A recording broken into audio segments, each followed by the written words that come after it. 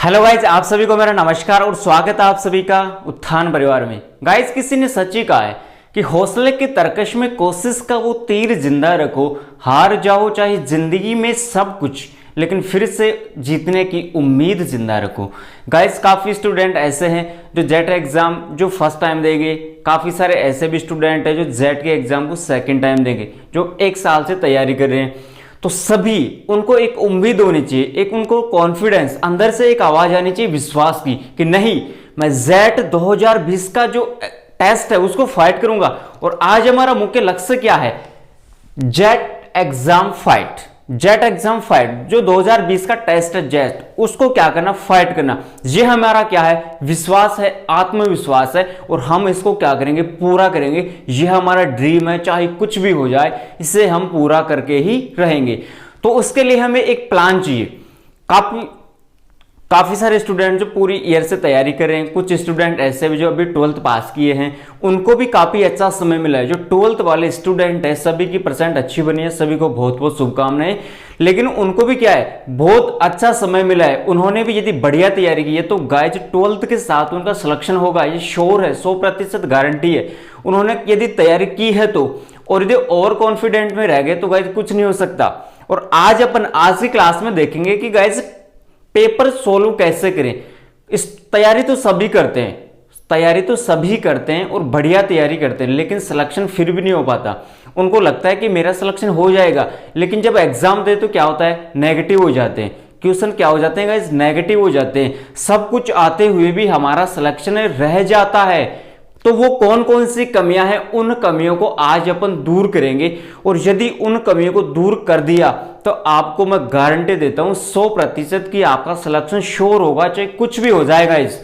लेकिन आप उन कमियों को दूर रखिए। जब टेस्ट दोगे ना, जब आप एग्जाम देने बैठोगे, तब आपको पता होनी चाहिए ये सभी जो विशेषताएं हैं कि हमें क्या क्या करना है, क्या नहीं करना। नेगेटिव से दूर रहना है। यदि नेगेटिव ज्यादा कर दिया तो सिलेक्शन होते होते रुक जाएगा और हमारी जो मेहनत है उस पर पूरा पानी फिर जाएगा। इसलिए हमें हौसला रखना है, विश्वास रखना है, चाहे कुछ भी हो जाए, लेकिन मुझे नेगेटिव नहीं करनी। और काफी सारे स्टूडेंट ऐसे भी जिनको ये भी नहीं पता कि जो 2019 की जो कट ऑफ थी वो कितनी थी गाइज। अब की बार जो फॉर्म अप्लाई हुए हैं, बहुत ही कम फॉर्म अप्लाई हुए हैं गाइज। 25,000 से 30,000 के बीच में लगभग फॉर्म अप्लाई हुए हैं जेट के। 50% फॉर्म कम अप्लाई हुए गाइस। यदि आपने बढ़िया तैयारी की है ना तो बहुत कम परसेंट जाने वाली है अब की बार 2020 में। कट ऑफ बहुत कम जाएगी गाइस, कोविड-19 की वजह से, सभी को पता है। लेकिन काफी सारे स्टूडेंट बहाना क्या बनाएंगे कि सर मैंने तो कोचिंग नहीं की। घर वालों की क्या कहेंगे?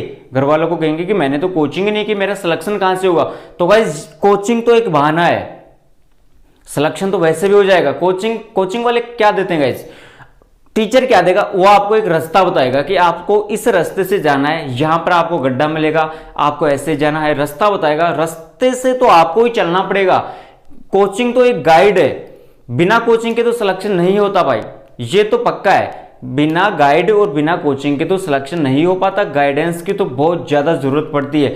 और आज आपको मैं वही बताने वाला हूं कि जो हमारी कमियां थी उनको अपन दूर करेंगे, और दूर करना ही है गाइस। यदि सिलेक्शन लेना है तो इन कमियों को दूर करना है। और आज के सेशन में अपन डिस्कस करेंगे कि क्वेश्चन किस यूनिट से सबसे ज्यादा क्वेश्चन आते हैं। जैसे एग्रीकल्चर को 3 पार्ट में डिवाइड किया गया था, एग्रोनॉमी, हॉर्टिकल्चर और एग्रोनॉमी।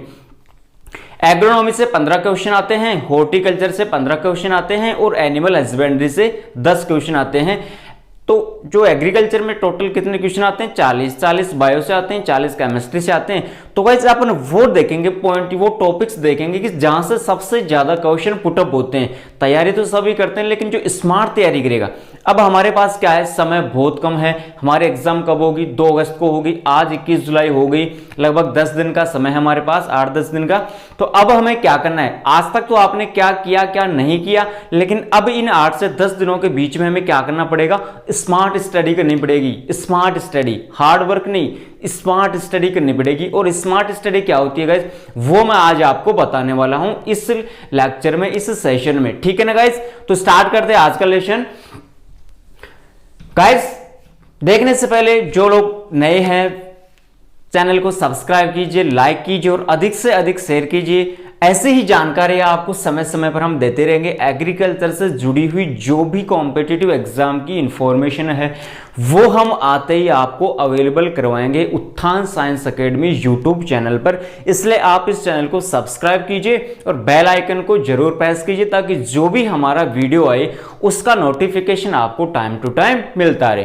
तो गाइस देखते हैं आज के सेशन में हमारा लक्ष्य क्या है। जेट फाइट 2020 हमें क्या करना है, इस टेस्ट को फाइट करना है चाहे कुछ भी हो जाए। तो देखिए गाइस सबसे पहले देखते हैं कि जेट की ये जानकारी लगभग सभी को पता चल गई होगी, लेकिन मेरा काम है आपको बताना। एक बार दोबारा से देख लीजिए कंप्लीट इंफॉर्मेशन। जेट के एग्जाम कब होगी गाइस, 2 अगस्त 2020 को है और एडमिट कार्ड कब आएंगे इसके, 26 जुलाई 2020 को आएंगे। आज 21 जुलाई हो चुकी है, 4 दिन के बाद इसके क्या जाएंगे एडमिट कार्ड। काफी स्टूडेंट्स गलतफहमी में है कि सर कोविड-19 की वजह से एग्जाम नहीं होगी, आगे बढ़ेगी। तो गाइस मैं आपको बता दूं कि इसके जो सेंटर है जेट के सेंटर वो भी फिक्स कर दिए गए हैं, आपको पता होना चाहिए। और जेट कोटा यूनिवर्सिटी क्या लेगी, इसका टेस्ट लेगी। तो कोटा यूनिवर्सिटी ने जेट के जो सेंटर है वो अनाउंस कर दिए, फिक्स कर दिए कि कहां कहां पर जेट की एग्जाम होगी। तो गाइज 100% इसकी एग्जाम 2 अगस्त को होगी, पक्का है। हो सकता है कोई प्रॉब्लम हो तो बात अलग है, इतना मैं नहीं कह सकता, लेकिन अभी तक तो यही जानकारी है। और इसके अलावा कोई नोटिफिकेशन भी नहीं आया कोटा यूनिवर्सिटी का कि एग्जाम आगे बढ़ेगी। तो गाइज हमें तो 2 अगस्त को ही लेकर चलना है। अब देखिए पेपर सब्जेक्ट, इसमें पेपर कौन कौन से आते हैं सभी को पता होगा, लेकिन एक बार फिर से दोबारा इनको देख लेते हैं। जो नए स्टूडेंट है उनको, काफी स्टूडेंट्स को पता नहीं होता कि सब्जेक्ट कौन कौन से आते हैं, क्वेश्चन कितने आते हैं, एक क्वेश्चन कितने मार्क का होता है और टोटल जो क्वेश्चन होते हैं कितने मार्क्स के होते हैं, उनके बारे में अपन डिस्कस कर लेते हैं। तो गाइस यहाँ पर टोटल सब्जेक्ट की बात करें तो 5 सब्जेक्ट आते हैं। कितने सब्जेक्ट आते हैं, 5। Agriculture, biology, chemistry, physics and mathematics. लेकिन अधिकतर स्टूडेंट कौन से सब्जेक्ट चूज करते हैं, एग्रीकल्चर वाला, बायोलॉजी वाला और केमिस्ट्री वाला। ये 3 सब्जेक्ट ही चूज सबसे ज्यादा करते हैं। अब एक सब्जेक्ट के 40 क्वेश्चन आते हैं, 40 एग्रीकल्चर के हो गए, 40 बायोलॉजी के हो गए, 40 केमिस्ट्री के हो गए। तो टोटल क्वेश्चन 3 सब्जेक्ट इसमें क्या करने अपने को चूज करने पड़ेंगे। 5 पेपर आते हैं, टोटल क्वेश्चन तो कितने आते हैं, 200 आते हैं। लेकिन सब्जेक्ट कितने चूज करते हैं, इसमें 3 सब्जेक्ट चूज करते हैं। तो क्वेश्चन कितने हो गए, 120। कितने हो गए गाइस, 120।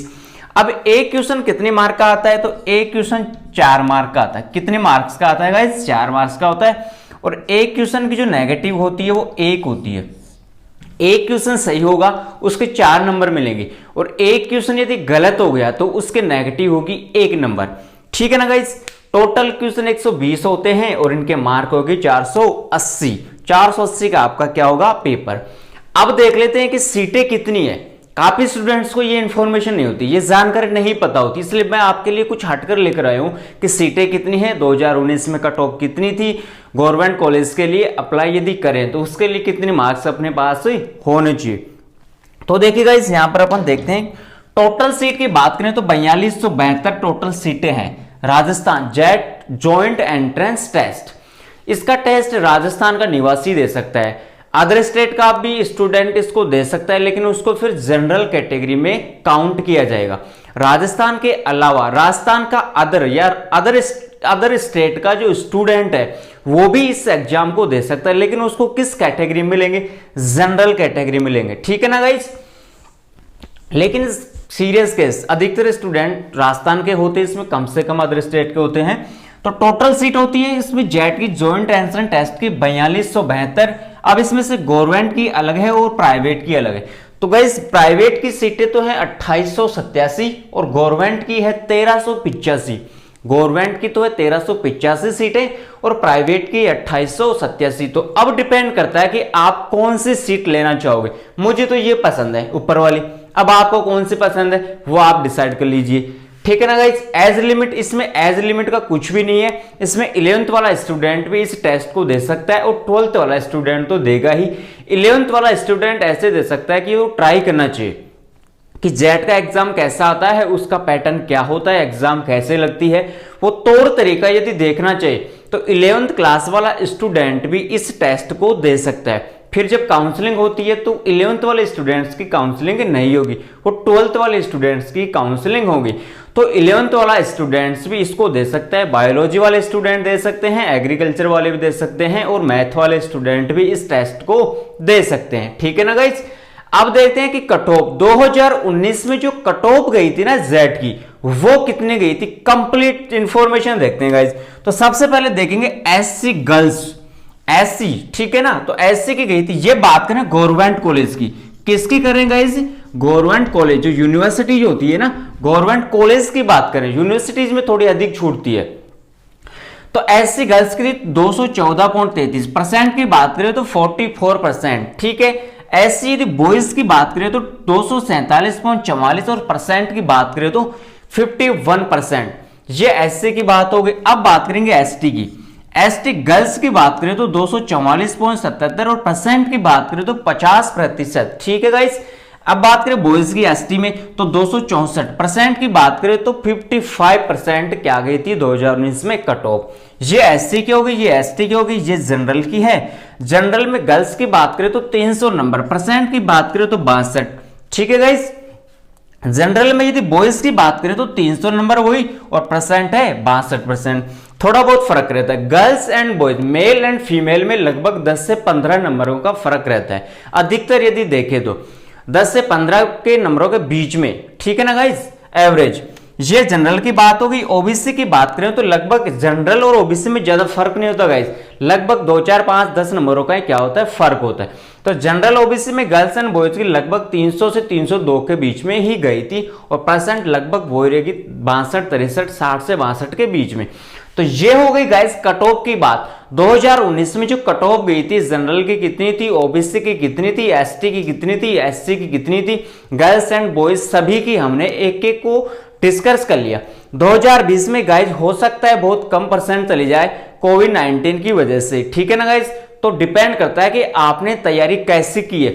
तैयारी बढ़िया की है तो आपका सिलेक्शन श्योर होगा, क्योंकि फॉर्म भी बहुत कम अप्लाई हुए हैं, 30,000 के लगभग फॉर्म इसमें अप्लाई हुए। अब डिपेंड करता है गाइज आपने तैयारी कैसे की है। तो ये हमने जनरल इसकी इंफॉर्मेशन देख ली जेड की। अब अपन डिस्कस करेंगे पेपर की, ठीक है ना गाइज।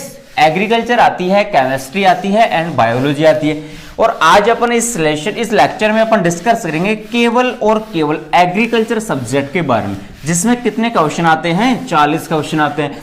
15 हॉर्टिकल्चर से आते हैं, 15 एग्रोनॉमी से आते हैं और 10 क्वेश्चन आते हैं एनिमल हस्बेंड्री से।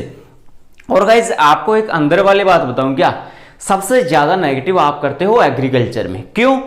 और कॉन्फिडेंट कि मुझे तो एग्रीकल्चर आती है, और जब आप एग्जाम देने बैठते हो ना, तब आपको क्या लगता है, फर्स्ट क्वेश्चन पढ़ा आपने, आपको क्लियर नहीं आ रहा, लेकिन आपको क्या लगेगा, मुझे तो ये भी आ रहा है। फिर ऑप्शन पढ़ोगे तो क्या लगेगा, ये भी हो सकता है, ये भी हो सकता है, ये भी हो सकता है, और आपका क्या हो जाएगा, नेगेटिव। तो गाइस सबसे ज्यादा जो नेगेटिव होते हैं ना, वो एग्रीकल्चर में होते हैं। कारण ओवर कॉन्फिडेंट की वजह से कि मुझे तो एग्रीकल्चर में सब कुछ आता है, बल्कि हकीकत कुछ और ही होती है गाइस। तो हमारा लक्ष्य क्या होगा, नेगेटिव से बिल्कुल दूर रखना। और आज हमारा काम है पेपर का पैटर्न कैसा होगा, क्वेश्चन को कैसे सोल्व करें और क्वेश्चन कैसे आते हैं, किस टॉपिक से सबसे ज्यादा क्वेश्चन आते हैं, वो आज अपने सेशन में डिस्कस करने वाले हैं। तो गाइस देखिए, एग्रीकल्चर को अपन 3 पार्ट में डिवाइड किए। तो सबसे पहले एग्रोनॉमी पार्ट की बात करेंगे। किस पार्ट की बात करेंगे, एग्रोनॉमी पार्ट की बात करेंगे कि एग्रोनॉमी में कितने क्वेश्चन आते हैं, 15 क्वेश्चन। और वो कैसे क्वेश्चन आते हैं, किस पार्ट से सबसे ज्यादा क्वेश्चन बनते हैं, वो अपन इसमें डिस्कस करेंगे। तो देखो एग्रोनॉमी में सबसे पहले पार्ट लेंगे सोइल। देखो एग्रोनॉमी में सबसे पहले तो यही बात होगी, शब्द की बात होगी कि एग्रोनॉमी किस भाषा का शब्द है। तो किस भाषा का शब्द है, ग्रीक भाषा का। एक क्वेश्चन तो ऐसा आता है गाइस, और ऐसा क्वेश्चन बहुत ज्यादा बार आया हुआ है, बिल्कुल जनरल एग्रीकल्चर आएगी।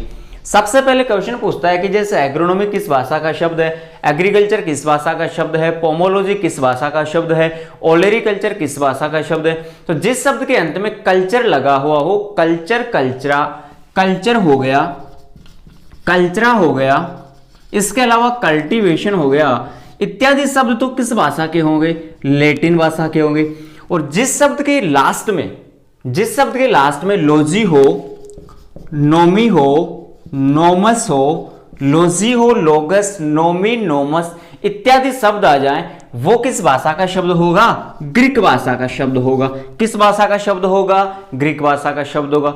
जैसे एक बार पूछा हुआ क्वेश्चन है कि एग्रीकल्चर किस भाषा का शब्द है, तो एग्रीकल्चर किस भाषा का शब्द है? लैटिन भाषा का शब्द है। इसको ऐसे भी पूछा हुआ है कि कृषि किस भाषा का शब्द है, तो कृषि तो गाइस संस्कृत भाषा का शब्द है। किस भाषा का शब्द है? संस्कृत भाषा का शब्द है। लेकिन वहां ऑप्शन में क्या नहीं था? संस्कृत नहीं था, लेकिन क्या था? लैटिन था। क्या था गाइस? लैटिन। तो हमारा राइट आंसर क्या होगा? लैटिन होगा।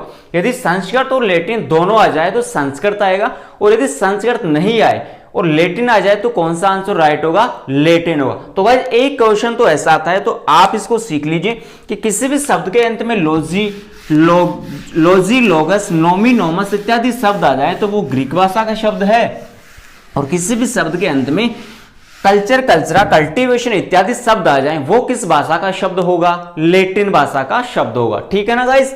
अब इसमें सबसे पहला पॉइंट लेते हैं सोइल, मृदा। ठीक है, अब देख लीजिए सोइल। अब जो क्वेश्चन बनते हैं, केवल क्वेश्चनों की बात करेंगे जो पहले क्वेश्चन आए हुए हैं और सबसे ज्यादा क्वेश्चन पूछते हैं, उनके बारे में अपन डिस्कस करेंगे। जैसे सोइल, मृदा। मृदा के अध्ययन को क्या कहते हैं गाइस? पेडोलॉजी। ये क्वेश्चन भी पूछा हुआ है, क्या कहते हैं? पेडोलॉजी। अब लॉजी आ गए तो किस भाषा का शब्द होगा? ग्रीक भाषा का शब्द है। इसके जनक कौन है? विविडोकुच है। पेडोलॉजी किसका अध्ययन हो गया? मृदा का अध्ययन हो गया। लॉजी आते हैं किसका अध्ययन होगा? सॉरी, लॉजी आते किस भाषा का शब्द होगा? ग्रीक भाषा का शब्द होगा। अब देखिए इसमें क्वेश्चन पूछता है, यहां पर भू परिष्करण का पूछ दिया क्वेश्चन, भू परिष्करण। मृदा से क्वेश्चन पूछता है भू परिष्करण से। भू का मतलब भूमि और परिष्करण का मतलब क्रियाएं। भूमि के अंदर जो क्रियाएं की जाती है। अब गाइस भू परिष्करण दो प्रकार का मुख्य होता है, एक तो प्राथमिक भू परिष्करण होता है और एक द्वितीयक भू परिष्करण होता है। 12th में ये चैप्टर है गाइस। एक तो प्राथमिक भू परिष्करण होता है, एक द्वितीय भू परिष्करण होता है। अब इसमें जो उदाहरण है, उदाहरण देकर आपको क्वेश्चन पूछेगा कि निम्न में से, जैसे पूछ लिया कि क्यारी जो बनाते हैं ना वो किस भू परिष्करण में आएगी। तो गाइस फटाफट कमेंट बॉक्स में मुझे कमेंट कीजिए कि क्यारी कौन से भू परिष्करण में आएंगी। तो किस में आएंगी? प्राथमिक। जैसे मान लीजिए जुताई से लेकर बीज की बुआई से पहले, बीज बुआई से पहले, ये आप समझ लेना गाइस। बीज की बुआई से पहले जो यंत्र काम में आते हैं, छोटे मोटे, बीज की बुआई से पहले जो यंत्र काम में आते हैं, जो विधियां अपनाते हैं, वो तो किस में आएंगी? प्राथमिक भू परिष्करण में। और बीज बुआई से लेकर कटाई तक, ठीक है ना, बीज बुआई से लेकर कहां तक? कटाई तक, या फिर कह सकते हैं भंडारण तक। भंडारण तक जो क्रिया होती है ना वो किस में आती है? द्वितीयक भू परिष्करण। किस में आती है गाइज? द्वितीयक भू परिष्करण। जैसे एक क्वेश्चन पूछा हुआ है कि द्वितीयक भू परिष्करण का उदाहरण है, तो डिस्क हैरो।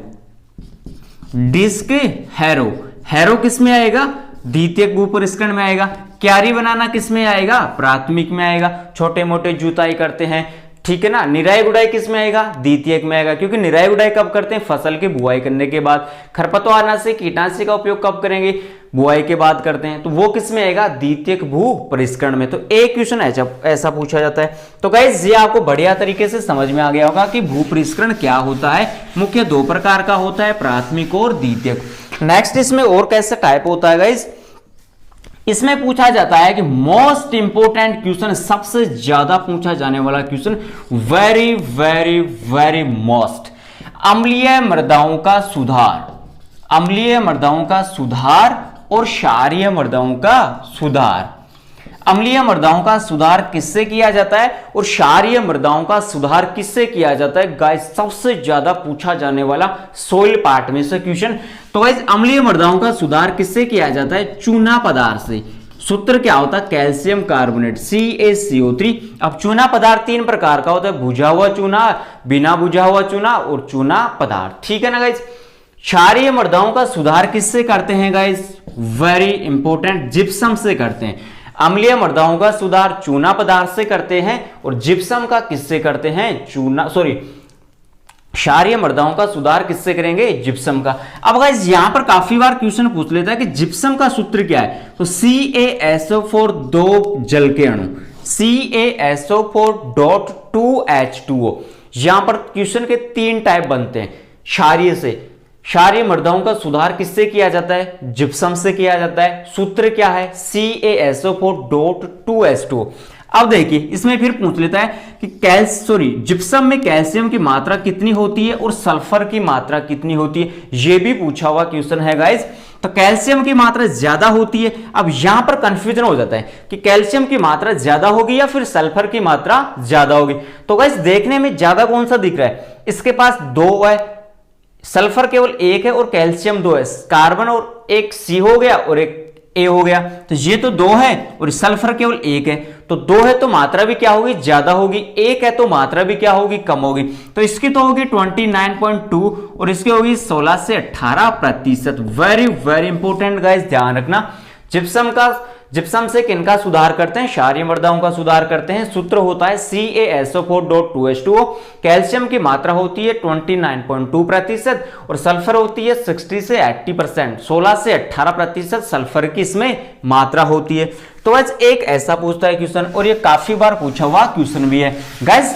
जो बढ़िया क्वेश्चन होते हैं वो बार बार रिपीट होते हैं, और रिपीट होने वाले सबसे ज्यादा क्वेश्चन मैं आपको बता रहा हूं, और ऐसे क्वेश्चन पूछता ही है।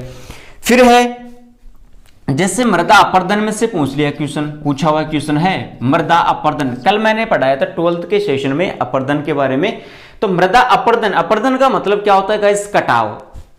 किनके द्वारा होता है? जल के द्वारा होता है और वायु के द्वारा होता है। जल चरण की विधियां हैं, वायु चरण की विधियां हैं। जल चरण में बोचा है, परत है, रिल है, अपरदन है। और वायु चरण में है कौन कौन सी नस? निलंबन हो गया, उच्छलन हो गया और सतह सर्पण। ठीक है ना गाइस। अब इसमें से पूछा हुआ क्वेश्चन है कि मृदा अपरदन का सस्य जनित रोकथाम का उपाय। तो समोच्च मेड़बंदी, समोच्च मेड़बंदी। मेड़बंदी क्या करेंगे? खेत के चारों ओर क्या कर देंगे? मेड़बंदी कर देंगे, तो क्या हो जाएगा? कटाव रुक जाएगा। तो मृदा अपरदन से भी पूछा हुआ क्वेश्चन है। फिर क्वेश्चन है शुष्क क्षेत्रों की, शुष्क क्षेत्रों की वर्षा, शुष्क क्षेत्रों की वर्षा। तो गाइस सीधी सीधी सी बात है, क्षेत्र कैसा है? शुष्क है, सूखा क्षेत्र। इसका मतलब सीधी सी बात है वर्षा क्या होगी? कम होगी। शुष्क का मतलब सूखा है, तो क्षेत्र भी क्या है? वर्षा भी क्या होगी? कम होगी। और यहां की वर्षा होती है 750 mm। पूछा हुआ क्वेश्चन है शुष्क क्षेत्रों की वर्षा, तो 750 mm। ठीक है ना गाइस। यहां पर बात कर ले, ये राजस्थान की भी है गाइस। अब राजस्थान कैसा क्षेत्र है? एक शुष्क क्षेत्र है। साथ में भारत की बात कर लेते, भारत की वार्षिक वर्षा है guys 1190 mm। Very very most important. Rajasthan की बात करें या फिर कह दे शुष्क क्षेत्रों की वर्षा है वो 750 mm। राजस्थान में वर्षा कम होगी और भारत में क्या होगी? ज्यादा होगी। तो भारत की होगी 1190 और इकाई क्या होगी? mm। अब यहां पर बात कर लेते हैं क्षेत्रफल की। पूछा हुआ क्वेश्चन है कि राजस्थान का क्षेत्रफल है, राजस्थान जेट एंट्रेंस, ये राजस्थान का टेस्ट है। तो राजस्थान के इंफॉर्मेशन, काफी बार राजस्थान के बारे में भी कुछ क्वेश्चन पूछ लेता है जनरल नॉलेज के। तो पूछा हुआ क्वेश्चन है कि राजस्थान का क्षेत्रफल कितना है? तो वो है गाइस 3,42,239 वर्ग किलोमीटर। तो गाइस ये आपको पता होना चाहिए। राजस्थान के निवासी है, राजस्थान अपना राज्य है और भारत का सबसे बड़ा क्या है? राज्य है। सीधी सी बात है, शुष्क क्षेत्र है, यहां पर पानी की कमी है। तो उसका क्षेत्रफल कितना है? 3,42,239 वर्ग किलोमीटर। गाइस यहां पर आप ध्यान रखना यूनिट का, आपको ये चारों ऑप्शन में दे देगा 3,42,239।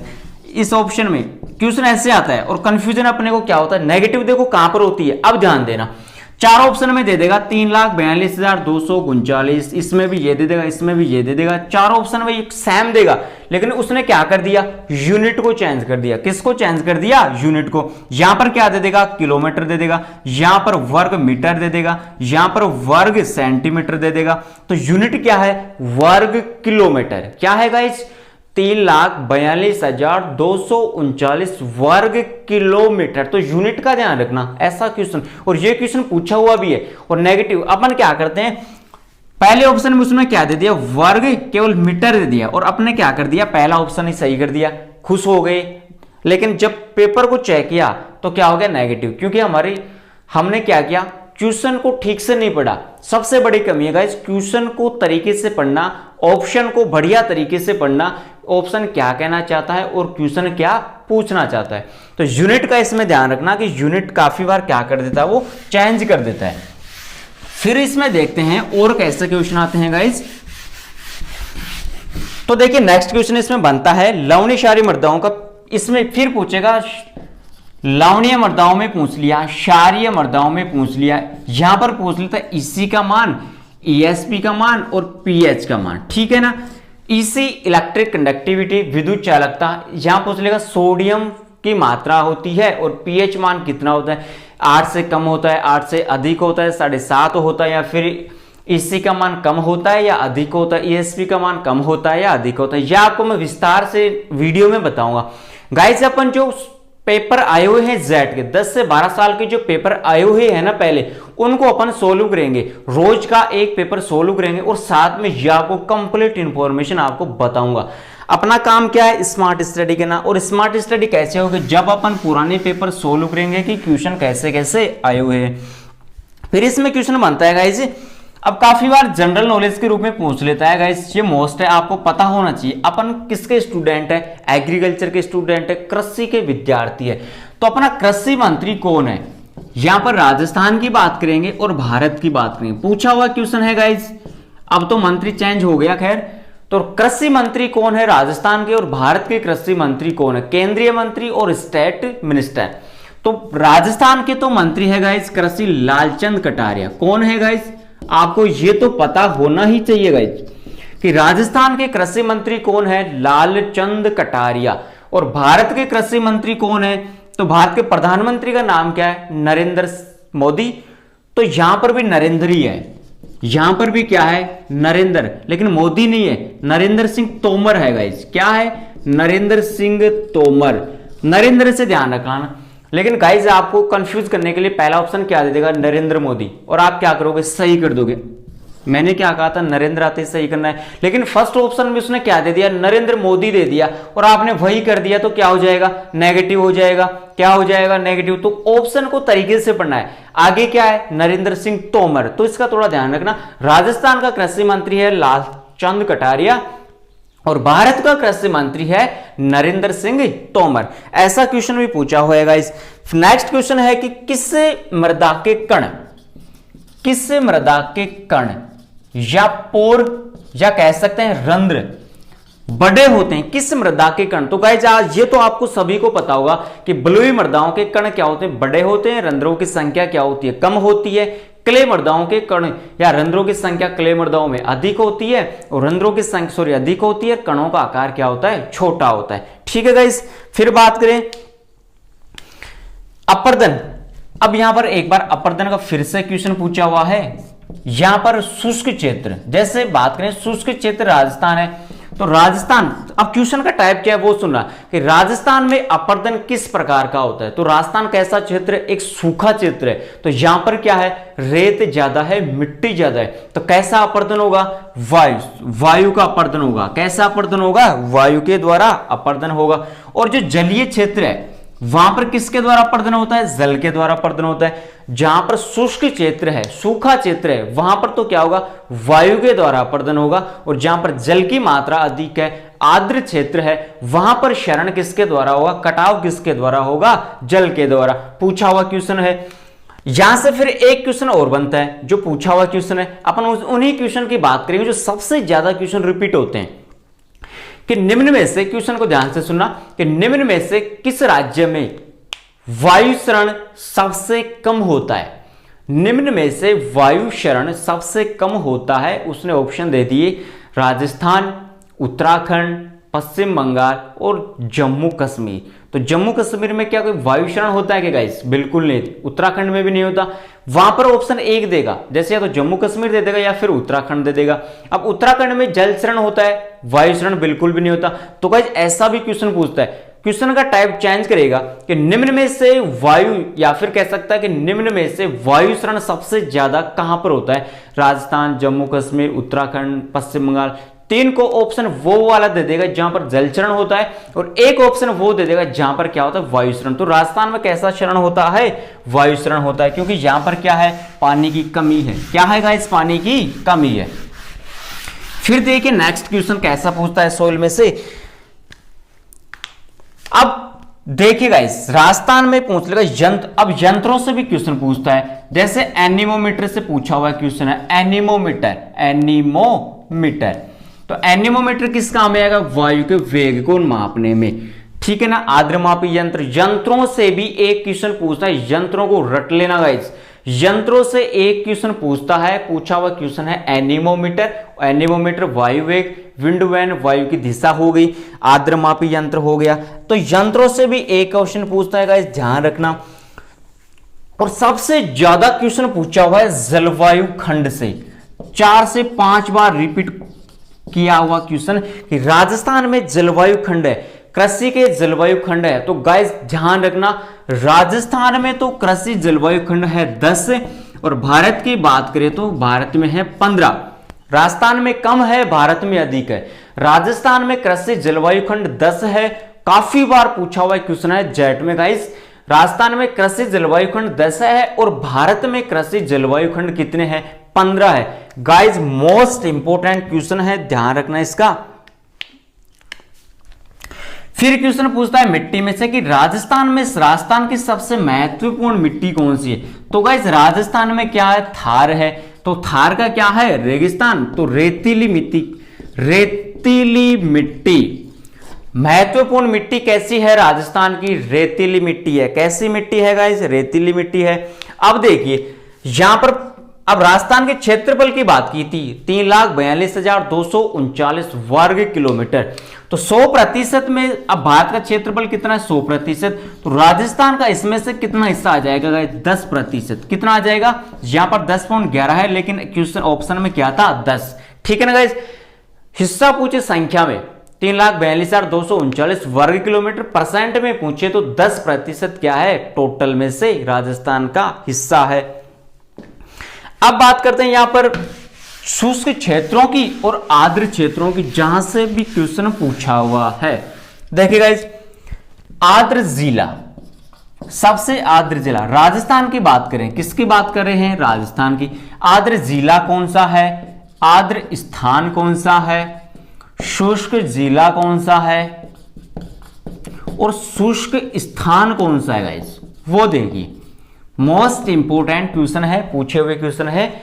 आर्द्र जिला, आर्द्र का मतलब नमी, जहां पर सबसे ज्यादा बारिश होती है। बारिश सबसे ज्यादा राजस्थान के किस जिले में होती है? झालावाड़ जिले में होती है। तो जिला तो कौन सा हो गया? झालावाड़ हो गया। स्थान की बात करें तो माउंट आबू, कौन सी है guys? Mount Abu. Mount Abu कहां पर है? सिरोही में। माउंट आबू कहां है गाइस? सिरोही में। जिले की बात करें तो झालावाड़ हो गया। शुष्क का मतलब सूखा, जहां पर पानी की सबसे ज्यादा क्या है? कमी। वो जिला कौन सा है? चूरू। चूरू में तापमान सबसे ज्यादा होता है गाइस, गर्मियों में 50 डिग्री सेंटीग्रेड से भी अधिक पहुंच जाता है। शुष्क जिले की बात करें तो चूरू है। शुष्क स्थान की बात करें तो फलोदी। और फलोदी कहां पर है गाइस? जोधपुर में। फलोदी कहां पर है? जोधपुर में। पूछे हुए क्वेश्चन है, मोस्ट इंपोर्टेंट क्वेश्चन है। आर्द्र जिले की बात करें तो झालावाड़ हो गया। आर्द्र स्थान की बात करें तो माउंट आबू हो गया, जो कहां पर है? सिरोही में है। शुष्क जिले की बात करें तो चूरू में है। शुष्क स्थान की बात करें तो फलोदी में, और फलोदी कहां पर है? जोधपुर में। तो गाइस ये हमने सोइल के पार्ट की बात कर ली कि सोइल में सबसे ज्यादा क्वेश्चन कैसे पूछता है। अब बात करते हैं वीड, खरपतवार की, कि खरपतवार में क्वेश्चन कैसे पूछता है और पूछे हुए क्वेश्चन कौन से। तो गाइस एक तो खरपतवार है चिकोरी, एक तो है चिकोरी और एक है चकोरी। गाइस नहीं पढ़ा तो पढ़ लेना, लिख लेना, सबसे ज्यादा पूछा हुआ क्वेश्चन है। तो गाइस चिकोरी तो है बरसिम का मुख्य खरपतवार, और चकोरी है गन्ने का मुख्य खरपतवार। ठीक है, चिकोरी और चकोरी। कचौरी मत बोल देना भूल कर। कैसे अभी आपको लगे कि लॉकडाउन में कभी कचौरी खाई नहीं, तो आपको क्या लगेगा कि कचौरी है ये। तो गाइस कचौरी नहीं है, चिकोरी है, और एक चकोरी है। तो चिकोरी तो क्या है? बरसिम का खरपतवार है, और चकोरी क्या है? गन्ने का खरपतवार है। तो गाइस इतना भी याद ना रहे, रटने की कोशिश मत करना, यहां पर थोड़ी सी ट्रिक लगाते हैं। तो गाइस चिकोरी और चकोरी में दोनों में से बड़ा कौन सा लग रहा है? ये बड़ा है, क्योंकि इसकी मात्रा एक ज्यादा लग गई ना, एक मात्रा क्या लग गई? ज्यादा लगी। अब इन दोनों में बड़ा कौन सा है? बरसिम बड़ा है। तो बड़े से तो बड़ा जोड़ दो और छोटे से छोटा जोड़ दो। रटने की कोशिश बिल्कुल भी मत करना। चिकोरी बरसिम का हो गया, चकोरी गन्ने का हो गया।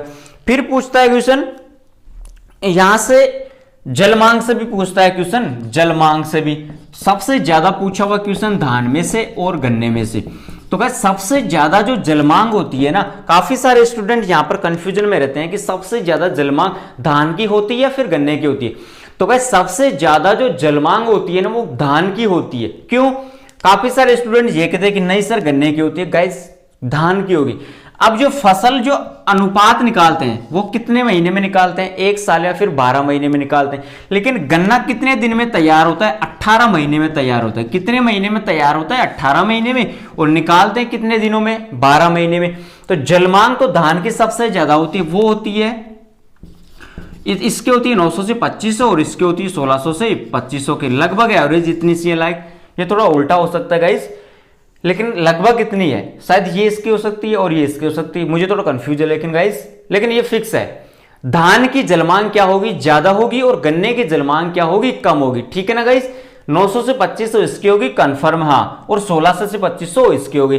तो धान की जलमांग सबसे ज्यादा होगी और गन्ने की जलमांग क्या होगी? सबसे इससे थोड़ी कम होगी। फिर पूछता है गाइस यहां पर थोड़ा सा अपन जनरल एग्रीकल्चर के बारे में भी डिस्कस करेंगे गाइस कि मोस्ट इंपोर्टेंट क्वेश्चन कौन से हैं। फिर आता है बीज की बात करें, सीड में से क्वेश्चन कैसा पूछता है? सीड में, बीज में से। तो गाइस बीज 4 प्रकार के होते हैं, प्रमाणित बीज, आधार बीज, और कौन से होते हैं? आप फटाफट कमेंट बॉक्स में मुझे कमेंट कीजिए कि बीज के प्रकार तो मैंने बता दिया आपको 4, 2 मैंने आपको नाम बता दिए, प्रमाणित बता दिया, आधार बता दिए। 2 आप कमेंट बॉक्स में मुझे कमेंट कीजिए। और सबसे ज्यादा इसमें पूछता है ना क्वेश्चन गाइस, वो पूछता है प्रमाणित से कि किसानों को दिया जाने वाला बीज कौन सा होता है? प्रमाणित बीज होता है। और उस पर टैग किस रंग का होता है? नीला रंग का होता है। यहां से सबसे ज्यादा क्वेश्चन पूछता है किसानों को दिया जाने वाला बीज प्रमाणित बीज है, टैग किस रंग का होता है? नीले रंग का इस पर क्या होता है? टैग होता है। ठीक है गाइस? फिर फसल चक्र आती है, फसल चक्र में से क्वेश्चन पूछता है गाइस फसल चक्र कितने प्रकार का होता है? 3 प्रकार का होता है, 1 वर्षीय फसल चक्र, द्विवर्षीय फसल चक्र और बहुवर्षीय फसल चक्र। आपको एग्जाम्पल दे देगा और पूछ लेगा कि निम्न में से कौन सा फसल चक्र है। जैसे फॉर एग्जाम्पल पूछ लिया उसने गन्ना और यहां पर दे दिया गेहूं, तो ये कौन सा फसल चक्र है गाइस? ये 1 वर्षीय फसल चक्र है। गन्ना किस में आएगा? खरीफ में आएगा। और गेहूं किस में आएगा? रबी में आएगा। तो 6 महीने ये हो गए और 6 महीने ये हो गए, टोटल 12 महीने हो गए। कितना हो गया? 1 वर्षीय हो गया। गाइस निकालने का तरीका आपको मैं बढ़िया बताता हूं। फसल का नाम तो आपको देगा, तो आपको क्या करना है? मान लीजिए पहले खरीफ की दे दी, फिर रबी की आ गई, फिर किसकी आ गई? खरीफ की आ गई, और फिर किसकी आएगी? रबी की आएगी।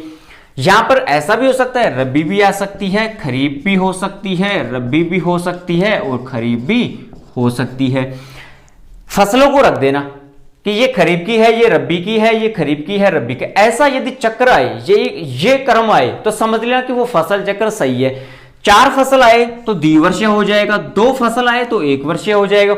और बीच में यदि गन्ना वगैरह आ जाए, गन्ना आ जाए तो गन्ना आते ही बहुवर्षीय फसल चक्र आ जाएगा, क्योंकि गन्ना 18 महीने में तैयार होता है। ठीक है ना गाइस? तो ये फसल चक्र से हो गया। अब काफी बार पूछ लेता है गन्ने से क्वेश्चन कि गन्ने की जब बुआई करते हैं, गन्ने की बुआई करते समय उसके टुकड़े कितने होने चाहिए या कितने आंख वाले टुकड़े होने चाहिए? पूछा हुआ क्वेश्चन है। तो गन्ने के 3 आंख वाले टुकड़े होने चाहिए। कितने आंख वाले टुकड़े होने चाहिए? 3 आंख वाले। और उसका आगे वाला हिस्सा, मान लीजिए ये गन्ना है, मैं इसको थोड़ा डायग्राम से बता देता हूं आपको। मान लीजिए ये क्या है गाइस? गन्ना है। गन्ने का ऊपरी सिरा कितना? 1/3 ये वाला हिस्सा लेते हैं। क्या लेते हैं गाइस? ये वाला, क्योंकि इसमें क्या होती है? शुगर होती है। क्या होती है? शुगर होती है। और ऊपरी 1/3 भाग अपन बुआई के काम में लेते हैं। और कितनी आंख वाले होते हैं? 3 आंख वाले ये क्या होते हैं गाइस? टुकड़े होते हैं। तो ये भी क्वेश्चन पूछा हुआ है कि गन्ने में कितने आंख वाला टुकड़ा लेते हैं, या फिर कौन सा भाग लेते हैं, या फिर कितना भाग लेते हैं। तो ये आपको पता होना चाहिए गाइस। फिर इसमें से काफी बार क्वेश्चन ऐसे भी पूछता है एग्रीकल्चर में कि टमाटर का लाल रंग, थोड़ी सी यहां पर अपन सब्जियों की बात कर लेते हैं कि टमाटर का लाल रंग किसके कारण होता है। ये क्वेश्चन काफी बार पूछा हुआ है गाइस। तो टमाटर का लाल रंग तो किसके कारण होता है? लाइकोपिन। लाल, लै से लाल और लै से लाइकोपिन, लै से लाल, लै से लाइकोपिन।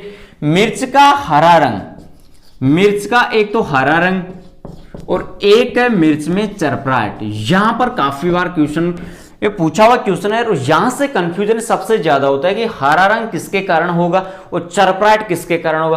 तो गाइस कैप्सेथीन, कैप्सेथीन और ये हो जाएगा कैप्सेसिन।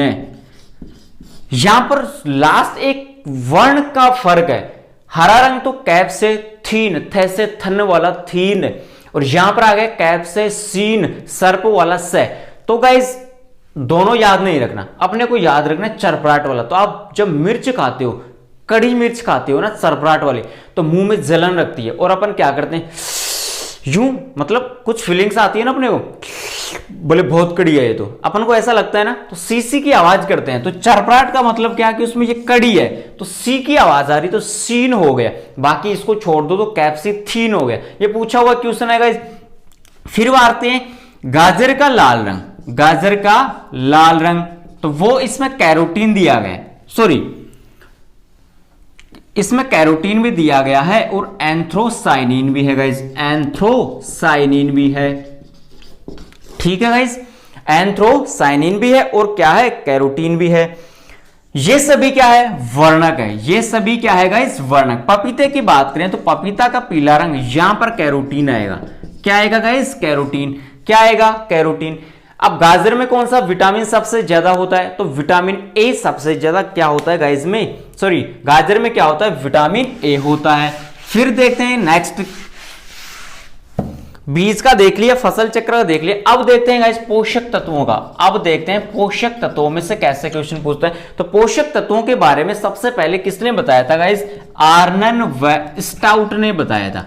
तो गाइस पोषक तत्व आर्नन और स्टाउट ने बताया था। पोषक तत्वों के बारे में, कितने पोषक तत्व होते हैं पौधे के लिए आवश्यक, 17 पोषक तत्व होते हैं गाइस, आपको पता होना चाहिए। और लास्ट वाला कौन सा था, निकिल था, कौन सा था, निकिल। पोषक तत्वों के बारे में सभी को पता होगा, प्राथमिक पोषक तत्व अलग होते हैं, द्वितीय पोषक तत्व अलग होते हैं, सूक्ष्म पोषक तत्व अलग होते हैं। यहां से भी क्वेश्चन पुटअप होता है और डायरेक्ट क्वेश्चन ये भी पूछा हुआ है कि पोषक तत्व पौधे के लिए आवश्यक कितने होते हैं, तो 17 पोषक तत्व पौधे के लिए आवश्यक होते हैं।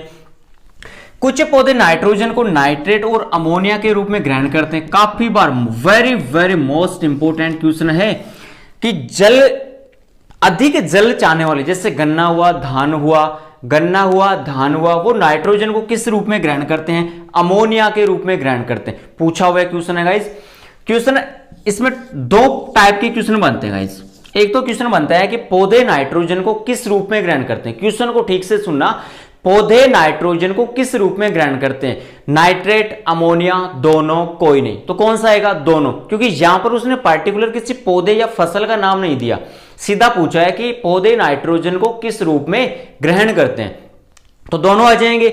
लेकिन गलती क्या करते हैं गाइस, यहां पर गलती यहां पर ये करते हैं कि शुरू में क्या मिला, नाइट्रेट मिला और उसी को क्या कर दिया, सही कर दिया।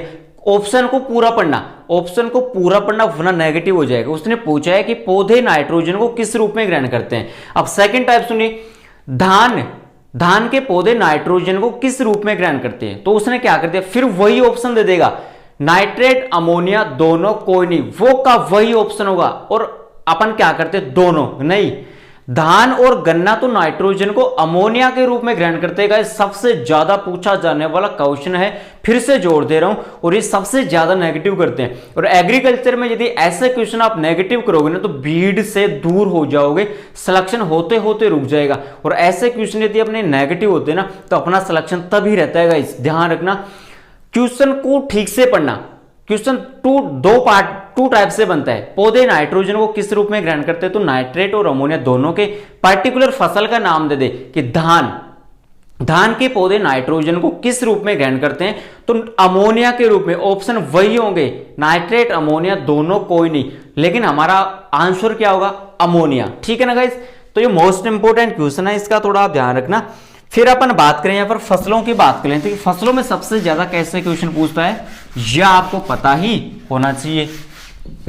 तो देखिए गाइस, एक पोषक तत्व हो रह गया कि स्टोमेटा, और मोस्ट इंपोर्टेंट क्वेश्चन, स्टोमेटा मतलब पर्णरंध्र।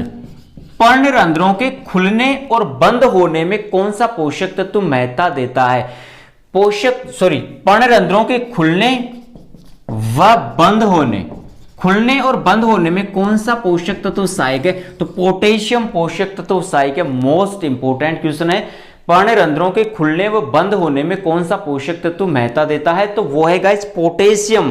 कौन सा है, पोटेशियम। अब फसलों में से क्वेश्चन पूछता है गाइस, वैरायटी से पूछता है क्वेश्चन, कहां से पूछता है, वैरायटी। तो अपने एक टॉपिक चलता है शुष्क खेती, ड्राई फार्मिंग। उसमें जो मुख्य फसलें दे रखी है ना, जैसे धान की, मक्का की, गेहूं की, जौ की, जई की, बाजरा की, ग्वार की, मूंग की, मोट की, तो वो सभी जो वैरायटीज है उनको गाइस देख लेना, वहां से क्वेश्चन पूछता है। और सबसे ज्यादा जो क्वेश्चन पूछता है ना वैरायटी में, एक तो ग्वार से पूछता है। अब ग्वार की वैरायटी होती है आरजीसी 936, सबसे ज्यादा क्वेश्चन पूछता है आरजीसी 936। एक गाइस आरएमसीबी होती है, ये किसकी होती है? मूंग की। अब इसमें थोड़ा हमें कंफ्यूजन होता है, एक तो आरजीसी हो गया और एक आरएमसी। तो देखिएगा इस क्वेश्चन में आंसर है, ये भी सेम है, ये भी सेम है, ये भी सेम है, और ये फर्क क्या है? जी और एम का फर्क है। तो जी से तो क्या हो गया? ग्वार हो गया, और एम से क्या हो गया? मूंग हो गया। जी फॉर ग्वार और एम फॉर मूंग। ठीक है, रटने की कोशिश बिल्कुल भी मत करना। तो ग्वार से वैरायटी पूछता है आरजीसी 936, सबसे ज्यादा इसी वैरायटी से पूछा हुआ क्वेश्चन है। वैरायटी के अलावा पूछेगा सीड रेट। क्या पूछेगा? सीड रेट, बीज दर भी पूछ लेगा, सीड रेट पूछेगा। इसके अलावा रोग भी पूछ लेगा कि फसलों में होने वाले कौन कौन से रोग, रोग का नाम दे देगा, फसल पूछ लेगा, या फसल में मुख्य रोग कौन सा होता है वो भी पूछ लेगा। फलों में अलग अलग से बात करेंगे अपन, ठीक है ना गाइस। इसके अलावा आप देख लेना जो तिलहनी फसलें हैं, तिलहनी फसलों में ऑयल परसेंट देख लेना कि किस फसल में कितनी प्रतिशत तेल की मात्रा होती है। जैसे सबसे ज्यादा तिल में होती है, तिल क्या है? रानी है। जैसे सोयाबीन की बात करें तो 40% प्रोटीन होती है और 20% ऑयल की मात्रा, और सोयाबीन का यही सबसे ज्यादा पूछा हुआ क्वेश्चन है। अब कंफ्यूजन और नेगेटिव काम पर होती है वो देखना गाइस। 20% तो क्या होती है? इसमें ऑयल परसेंट होती है, और 40% क्या होती है? इसमें प्रोटीन की मात्रा होती है। ये तो आप देख लेना कि प्रोटीन ज्यादा है और उसकी आधी क्या होगी? Oil percent. अब उसने क्वेश्चन क्या दे दिया कि सोयाबीन में प्रोटीन व तेल की प्रतिशत होगी, सोयाबीन में तेल। अब क्वेश्चन को एक बार मैं यहां पर लिख देता हूं ताकि आपको यह पता भी चल जाए कि क्वेश्चन का मेथड क्या है। तो देखिए गाइस, उसने दे दिया कि सोयाबीन में तेल व प्रोटीन परसेंट है। फर्स्ट ऑप्शन होगा यहां पर 40% व 20%। सेकंड ऑप्शन होगा 20% व 40%। तीसरा ऑप्शन होगा दोनों, या फिर नन ऑफ दिस, ये भी, या फिर कोई ऑप्शन दे देगा। तो देखिए गाइस, यहां पर आप क्वेश्चन को ठीक से पढ़ना, फिर से वही बात कह रहा हूं, क्वेश्चन को ठीक से पढ़ना। उसने पहले क्या दिया है? तेल की मात्रा पूछी है और बाद में प्रोटीन की मात्रा पूछी है। तो तेल की मात्रा कितनी होती है? 20% होती है, और प्रोटीन की मात्रा कितनी होती है? 40। लेकिन अपन क्या करते हैं? पहला ऑप्शन सही कर देंगे। यहां पर 40 आ रहा है, यहां पर 20 आ रहा है, लेकिन उसने क्या पूछा? पहले तो उसने तेल की मात्रा ही पूछ ली, जो तेल की मात्रा 20% होती है और प्रोटीन की मात्रा कितनी होती है? 40% होती है। लेकिन अपन क्या करते हैं? क्वेश्चन को ठीक से पढ़ते नहीं और डायरेक्ट आंसर कर देते हैं, और अपना आंसर क्या हो जाता है? नेगेटिव हो जाता है। ऐसे क्वेश्चन नेगेटिव होते हैं, और ऐसे क्वेश्चन यदि नेगेटिव हो गए तो अपन भीड़ से क्या हो जाएंगे? दूर हो जाएंगे, और सिलेक्शन होते होते अपना क्या हो जाएगा? रुक जाएगा। तो गाइस, इसका थोड़ा अपन ध्यान रखना। तो गाइस, तिलहनी में तेल की प्रतिशत देख लेना, और प्रोटीन जो दलहनी फसलें है ना उसमें प्रोटीन प्रतिशत देख लेना। प्रोटीन में से पूछा हुआ क्वेश्चन, जैसे चने में 20-21% प्रोटीन होती है, ठीक है ना। तो प्रोटीन जो दलहनी फसलें हैं उनमें प्रोटीन की मात्रा को देख लेना, तिलहनी फसलों में तेल की मात्रा को देख लेना। अब देखते हैं शाकनाशी। यहां पर शाकनाशी के नाम दे देगा, जैसे पूछ लिया कि इमिजाथापर किस में काम में लेते हैं, एट्राजिन किस में काम लेते हैं, सीमाजीन किस में काम में लेते हैं, ठीक है ना गाइस। फ्लूक्लोरिलीन किस में काम में लेते हैं, बैसालिन किस में काम में लेते हैं। तो दलहनी फसलों में बैसालिन लेते हैं, इमिजाथापर किस में लेते हैं? सोयाबीन में मुख्यतः काम लेते हैं, एट्राजिन मक्का में लेते हैं, गेहूं में लेते हैं, सीमाजिन भी गेहूं में लेते हैं। तो ये भी क्वेश्चन पूछा हुआ है शाकनाशी में से भी, तो गाइस इंपॉर्टेंट है। फिर फसलों में से स्थान पूछ लेगा कि जैसे पहला, जैसे गेहूं में भारत का कौन सा स्थान है? तो पहला चीन का है, दूसरा भारत का है। जौ में कौन सा स्थान है, बाजरे में कौन सा स्थान है, तिलों में पूछ लेगा, दलहनी फसलों में पूछ लेगा, खाद्यान्न फसलों में पूछ लेगा। तो यहां से भी एक क्वेश्चन पुट होता है मोस्ट इंपोर्टेंट और आता ही है गाइस। तो स्थान के बारे में भी आप एक बार इनको देख लेना। फिर बात करें यहां पर कुछ इंपोर्टेंट, अब वैरायटी की बात कर ली, ग्वार की आरजीसी 936, मूंग की आरएमसी बात कर ली। इसके अलावा तरबूज और खरबूज में सबसे ज्यादा कंफ्यूजन होता है और हर साल यहां से मोस्ट इंपोर्टेंट क्वेश्चन पूछता है। तरबूज की वैरायटी, तो देखिएगा मोस्ट इंपोर्टेंट एक तो है दुर्गापुरा मधु, दुर्गापुरा मधु हो गई। इसके अलावा यहां पर बात करें दुर्गापुरा केसर हो गई, दुर्गापुरा केसर हो गई, दुर्गापुरा मीठा हो गई। तो गाइस तरबूज और खरबूज में कंफ्यूजन ज्यादा होता है, यहीं जहां पर कंफ्यूजन होगा ना वहीं से क्वेश्चन जेट वाला पूछेगा। कॉम्पिटिटिव एग्जाम में क्वेश्चन कहां से पुट अप होते हैं, जहां पर कंफ्यूजन है। तो तरबूज और खरबूज में की वैरायटी में क्या होता है गाइस, कंफ्यूजन होता है। तो तरबूज और खरबूज की वैरायटी को देख लेना एक बार। तरबूज में क्या है, दुर्गापुरा मधु, मीठा ज्यादा कौन सा होता है, खरबूजा ज्यादा मीठा होता है, सीधी सी बात है। लेकिन यहां पर मीठा शब्द भी आ गया, तो मीठा कम कौन सा है, तो गाइस मधु का मतलब मीठा होता है, मीठा ज्यादा। खरबूजा हो गया मीठा कम है, तो वो कौन सा हो गया, तरबूज हो गया। इसके अलावा मोस्ट इंपोर्टेंट वैरायटी बता रहा हूं गाइस, देख लेना, पूछे हुए क्वेश्चन है। अनार की वैरायटी में सबसे ज्यादा क्वेश्चन पूछता सिंदूरी। तो गाइस अनार का रंग कैसा होता है, सिंदूर के जैसा होता है ना, तो सिंदूरी वैरायटी किसकी होगी, अनार की। केसर, एक केसर वैरायटी है और एक पूसा केसर वैरायटी है, एक तो केसर है और एक पूसा केसर। तो बस केसर तो किसकी है, गाजर की है, और पूसा केसर किसकी है, आम की है। केसर गाजर की है, पूसा केसर आम की है गाइस, ठीक है ना। फिर पूछ लिया धान में से पूछ लेगा तो जया बाला, ये तो सभी को पता है। चने में से पूछ लेता है RS10 वैरायटी किसकी है गाइस, चने की वैरायटी है। किसकी है गाइस, चने की। अब देखिए अब यहां पर पूछ लेता है अंगूर के बारे में, अंगूर के बारे में भी पूछ लिया, तो पूछा सीडलेस, यहां पर इसका मतलब क्या हुआ कि बीज नहीं है। पूसा सीडलेस किसकी वैरायटी है, अंगूर। अब गाइस अंगूर लता मोस्ट इंपोर्टेंट वैरायटी किसकी है, टमाटर की। अंगूर लता किसके वैरायटी है, टमाटर की। लेकिन वहां पर ऑप्शन पहला क्या होगा, अंगूर होगा, और अपन कौन सा करेंगे, अंगूर, और अपना क्या हो जाएगा, नेगेटिव हो जाएगा। लेकिन हमारे को आंसर क्या करना है, टमाटर करना है। अंगूर लता किसकी वैरायटी है, किसकी है गाइस, टमाटर की है, ठीक है ना गाइस। इसके अलावा बात करें सेब किसकी है, तो सेब है गाइस बेर की, सेब किसकी है, बेर की। अब पहला ऑप्शन क्या होगा, सेब होगा, लेकिन सेब वैरायटी किसकी है, बेर की। इसके अलावा इनकी वैरायटी केतली भी किसकी वैरायटी है, बेर की। किसकी वैरायटी, गोमा, ये भी किसकी है, मोस्ट इंपोर्टेंट है, बेर की वैरायटी। सेब, केतली, गोमा, ठीक है ना गाइस। इसके अलावा और बात करें, जैसे आम की बात करें तो आम में होगी सिंधु, आम की बीज रहित वैरायटी है, तो आम की बीज रहित वैरायटी कौन सी होगी, सिंधु होगी। कौन सी होगी गाइस, सिंधु। जिसका इसका जो संकरण करवाया गया था वो RAS, आर का मतलब हो गया, आर का मतलब क्या हुआ, रत्ना। आर से क्या हुआ, रत्ना। ए से हो गया अल्फांसो, और अल्फांसो किसकी वैरायटी है, आम की, और क्या बन गई, सिंधु। सिंधु वैरायटी का संकरण पूछा हुआ क्वेश्चन है कि सिंधु वैरायटी का संकरण होगा, तो रत्ना और अल्फांसो से क्या बने, सिंधु।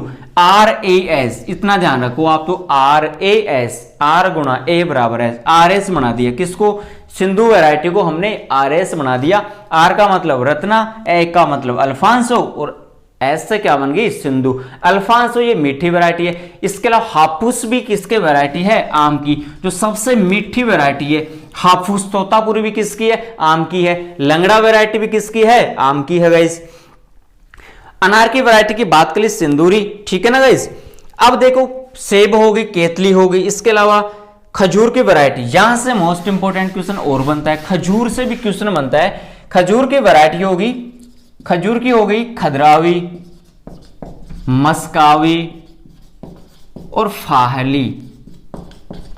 ये गाइस बरसिम की भी वैरायटी है। ये किसकी वैरायटी है, बरसिम की भी है और खजूर की भी वैरायटी है। मस्कावी, खदरावी, फाहली मोस्ट इंपोर्टेंट वैरायटी है गाइस, ध्यान रखना। यहां से हॉर्टिकल्चर की स्टार्ट कर दी हमने, हॉर्टिकल्चर के ये क्वेश्चन बन रहे हैं। हॉर्टिकल्चर से और क्या बनते हैं, प्रवर्धन से क्वेश्चन बनते हैं, प्रोपोगेशन से क्वेश्चन बनते हैं। जैसे पूछ लिया कि गुलाब का प्रवर्धन किससे होता है, तो गुलाब का प्रवर्धन होता है बडिंग से, या कह सकते हैं कलिका। गुलाब का प्रवर्धन किसके द्वारा होता है, कलिका के द्वारा होता है। कलिका की बात करें तो टी कलिका, सबसे ज्यादा टी कलिका द्वारा प्रवर्धन किस में किया जाता है? तो गुलाब, ठीक है ना, रोजा इंडिका। गुलाब का नाम आते ही आप लोगों की फीलिंग्स क्या हो गई होगी? बदल गई होगी। प्यार का प्रतीक है, प्रेम का प्रतीक है, क्या है वो? गुलाब है। क्या है गाइस? गुलाब है। तो गुलाब का जो प्रवर्धन किया जाता है वो टी कलिका के द्वारा किया जाता है, या फिर कलिका, या कह सकते हैं बडिंग के द्वारा किया जाता है। बेगम नूरजहां ने, मोस्ट इंपोर्टेंट है, बेगम नूरजहां ने सबसे पहले गुलाब का इत्र बनाया था। बेगम नूरजहां ने सबसे पहले गुलाब का इत्र बनाया था। हो सकता है बेगम नूरजहां गुलाब से अति प्रेम करती हो, या किसी और से क्या करती हो? प्रेम करती हो, इसलिए ही इसने क्या बना दिया? इत्र बना दिया, सुगंध बना दिया। तो गुलाब क्या है? प्यार का प्रतीक है। अब बात करें यहां पर गाइस, प्रवर्धन की बात हो गई।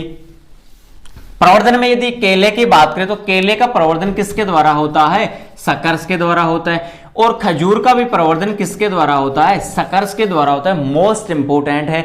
गुलाब का कलिका के द्वारा था, केला और खजूर का सकर्स के द्वारा होता है। तो प्रवर्धन से ऐसे क्वेश्चन पूछता है। फिर अपन यहां पर बात करें नेक्स्ट गाइस कि जो हार्मोन्स है, हार्मोन्स में से कैसे क्वेश्चन पूछता है? सबसे ज्यादा पूछा हुआ क्वेश्चन है कि फलों को झड़ने से रोकने के लिए किस हार्मोन का उपयोग करते हैं? तो गाइस ऑक्सिन हार्मोन का अपन क्या करते हैं? यहां पर उपयोग करते हैं।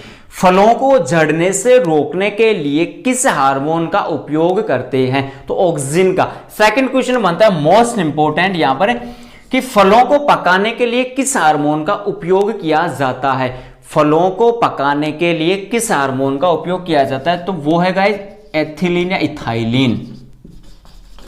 ये क्या है? ये एक गैसीय हार्मोन है। इसका सूत्र होता है guys CH2 double bond CH2। ये भी पूछा हुआ है। तो फलों को पकाने में या गैसीय हार्मोन कौन सा है? तो एथाइलिन या इथाइलिन गैस है। और ये क्या है? एक हार्मोन है। ठीक है ना गाइस, ये हो गया।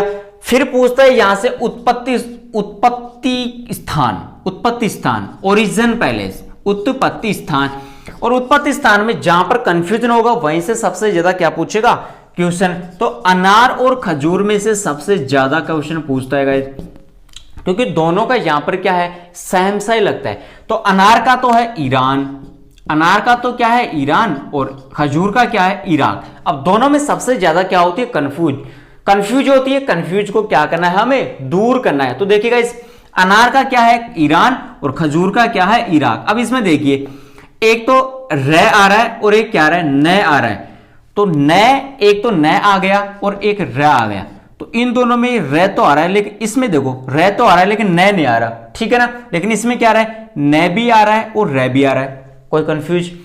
दो शब्दों से दो शब्दों का क्या हो गया? मेल हो गया। और दो शब्दों, जब दो चीजें जुड़ती है तो तीसरी चीज अपने आप ही निकलती है।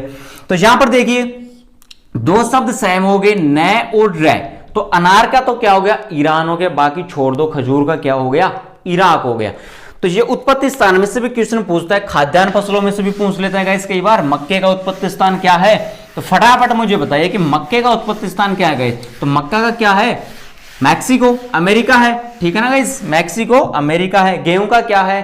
गेहूं का एशिया है। गेहूं का क्या है? एशिया। तो उत्पत्ति स्थान में से भी पूछा हुआ क्वेश्चन है और काफी बार पूछता है। फिर पूछता है कि एकांतर फलन की समस्या किसमें होती है? एकांतर फलन की समस्या किसमें होती है गाइस? आम में होती है। Most important. एकांतर का मतलब एक प्लस अंतर। एक वर्ष फल आते हैं और दूसरे वर्ष फल नहीं आते, फिर फल आएंगे फिर नहीं आएंगे। इसलिए एकांतर फलन की समस्या सबसे ज्यादा किसमें होती है? आम में होती है। किसमें होती है गाइस? आम में।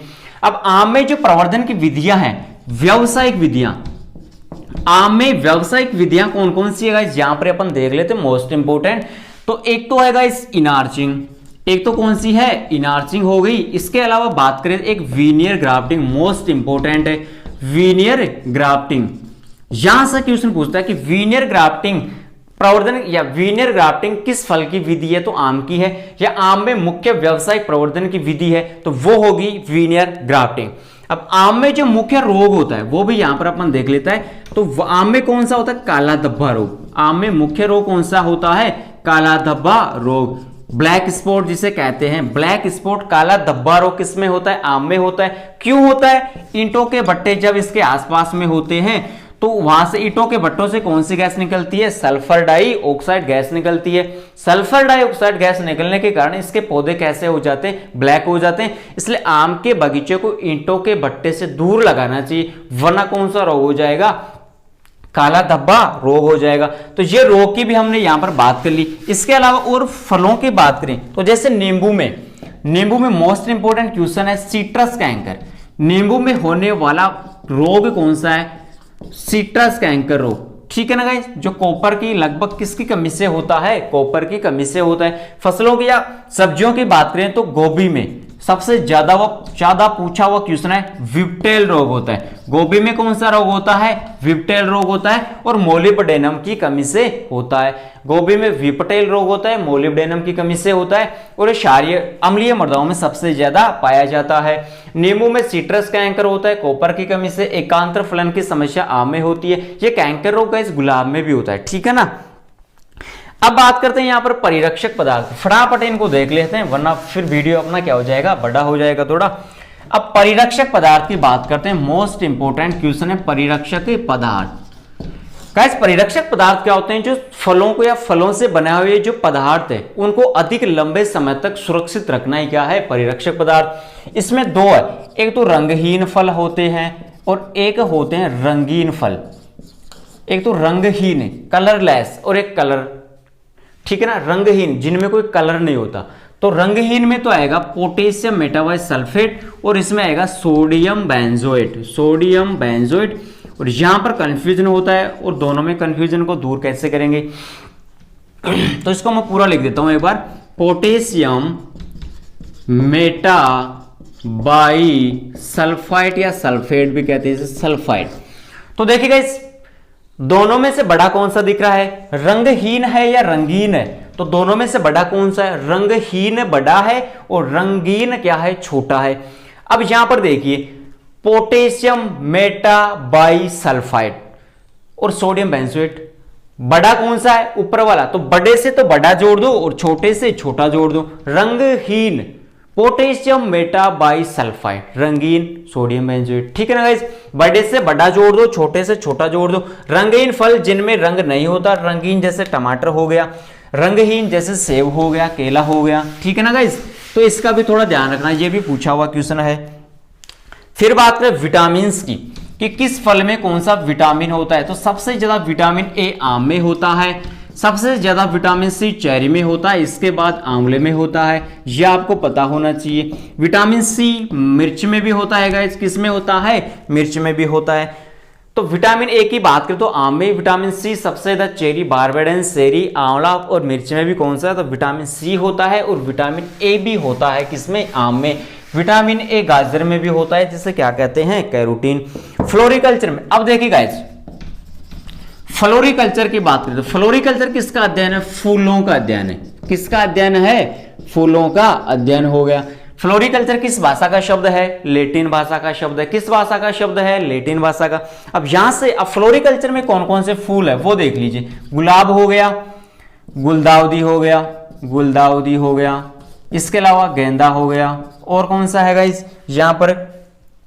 और है ग्लेडियोलस हो गया। कौन सा हो गया? ग्लेडियोलस हो गया। अब गाइस यहां पर एक तो बॉटनिकल नेम पूछता है, एक उत्पत्ति स्थान से भी पूछ लेता है और एक इनके प्रवर्धन के रूप में भी पूछ लेता है। तो गाइस ये आपको पता होना चाहिए। और कुल भी पूछ लेता है।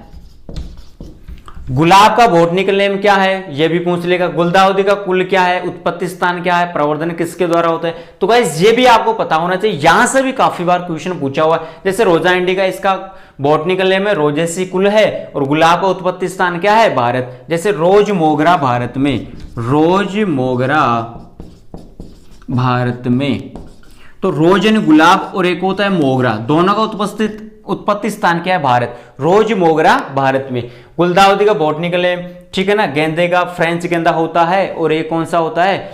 फ्रेंच गेंदा और एक और होता है अफ्रीकन गेंदा, दोनों का बॉटनिकल नेम। यहां से सुपरवाइजर में पूछा हुआ क्वेश्चन है गेंदे में से कि अफ्रीकन गेंदे का बॉटनिकल नेम क्या है, तो फ्रेंच गेंदा और अफ्रीकन गेंदा दो है अलग अलग, उनके बॉटनिकल नेम आपको पता होना चाहिए। ग्लेडियोलस का बॉटनिकल नेम आपको पता होना चाहिए। इसके अलावा जो औषधीय फसलें होती है, सॉरी औषधीय जो पौधे होते हैं, कौन से पौधे होते हैं गाइज, औषधीय पौधे। औषधीय पौधे कौन कौन से होते हैं ये आपको पता होना चाहिए। जैसे तुलसी हो गया, तुलसी के अलावा सफेद मूसली हो गई, सफेद मूसली हो गई। इसके अलावा सनाई हो गया, गिलोय हो गया, इसके अलावा इसबगोल हो गया, और लास्ट में रतन जोत। जैसे पेट्रोलियम पदार्थ किससे बनाए, किसके बीज से बनाए जाते हैं, रतन जोत की। यहां पर पूछता है बीज, यहां जो इसका प्रवर्धन होता है ना गाइस, प्रवर्धन से सबसे ज्यादा क्वेश्चन यहां से पूछता है, औषधीय पौधे से पूछता है कि रतन जोत का प्रवर्धन किससे होता है, इसबगोल का किससे होता है, गिलोय का किससे होता है, तुलसी का किससे होता है। बॉटनिकल नेम भी काफी, बॉटनिकल नेम एक तो खाद्यान्न फसलों से पूछेगा, ठीक है ना, एक यहां से पूछेगा फ्लोरिकल्चर से, औषधीय पौधों से। तो आपको ये पता होना चाहिए गाइस, औषधीय पौधे हो गए, फ्लोरिकल्चर हो गई, पोमोलॉजी हो गई, और हॉर्टिकल्चर इसमें हो गई, एग्रोनॉमी हो गई गाइस, रोजमर्रा भारत में। अब देखते हैं लास्ट, जो अपने लास्ट यूनिट है ना, एनिमल हस्बेंड्री। एनिमल हस्बेंड्री, पशुपालन से कैसे क्वेश्चन पूछे जाते हैं, और पशुपालन से कितने क्वेश्चन आएंगे, 10 क्वेश्चन आएंगे, और कहां से सबसे ज्यादा क्वेश्चन पूछते हैं गाइस, ये आपको पता होना चाहिए। तो पहला क्वेश्चन तो पूछता है यहां पर नस्लों से, कि निम्न में से उसने दे दिया कि बारबरी किसकी नस्ल है, बारबरी किसकी नस्ल है, बकरी की। उसने दे दिया कि सॉरी राठी किसकी नस्ल है, तो राठी गाय की नस्ल है। जमुनापारी किसकी नस्ल है, या फिर नस्लों में से तो ऐसे नस्ल का नाम देकर क्वेश्चन पूछ लेगा, ठीक है, या फिर पशु का नाम देकर फिर नस्ल का नाम पूछ लेगा, एक तो टाइप ये होता है। फिर नस्ल दे दी, जैसे उसने दे दिया जमुनापारी। अब जमुनापारी किसकी नस्ल है, बकरी की नस्ल है। अब उसने विशेषता क्या दी कि जमुनापारी के कान क्या होते हैं, थोड़े बड़े होते हैं, कान क्या होते हैं, बड़े होते हैं, जब चरती है तो जमीन के टिकते हैं। जमुनापारी का नाम क्या है अलग, गांव, ये घुमक सॉरी ग्रामीण बकरी, क्या है गाइस, ग्रामीण बकरी। उसने ये भी दे दिया कि निम्न में से ग्रामीण बकरी है। उसने दे दिया सिटी गोट, सिटी गोट, तो सिटी गोट कौन सी है गाइस, बारबरी। सिटी गोट कौन सी है, बारबरी। स्टार फीडिंग हेतु जो पाली जाती है ना, खूंटे के बांधकर जो पाली जाती है, शहरों में कौन सी, तो सिटी गोट, शहरों में पालने वाली बकरी कौन सी है, बारबरी। और ग्रामीण बकरी, घुमक्कड़ बकरी जिसे कहते हैं, वो है जमुनापारी, जो सबसे क्या है भारी नस्ल किसकी, बकरी की। तो गाइस नस्लों में से तो क्वेश्चन ऐसे पूछता है।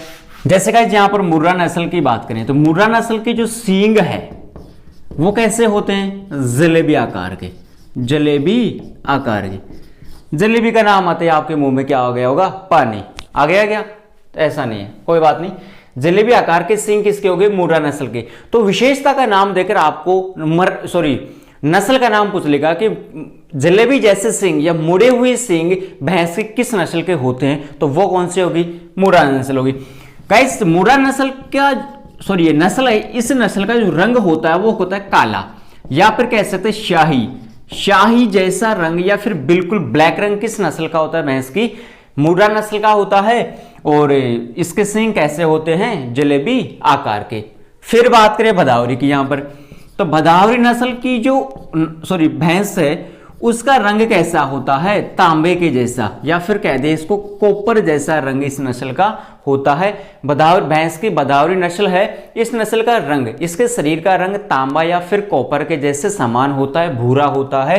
कैसा होता है, भूरा। अब भदावरी नस्ल है, इसके दूध में जो वसा प्रतिशत पाई जाती है, फैट, वो 14% पाई जाती है। मोस्ट इंपोर्टेंट है गाइस, भैंस की किस नस्ल में सबसे ज्यादा वसा प्रतिशत पाई जाती है, वो भदावरी में होती है, और कितनी होती है, 14%। ये भी पूछा हुआ क्वेश्चन है। फिर क्वेश्चन बनता है कि नाव जैसा आकार, नाव जैसा आकार भैंस की किस नस्ल का होता है।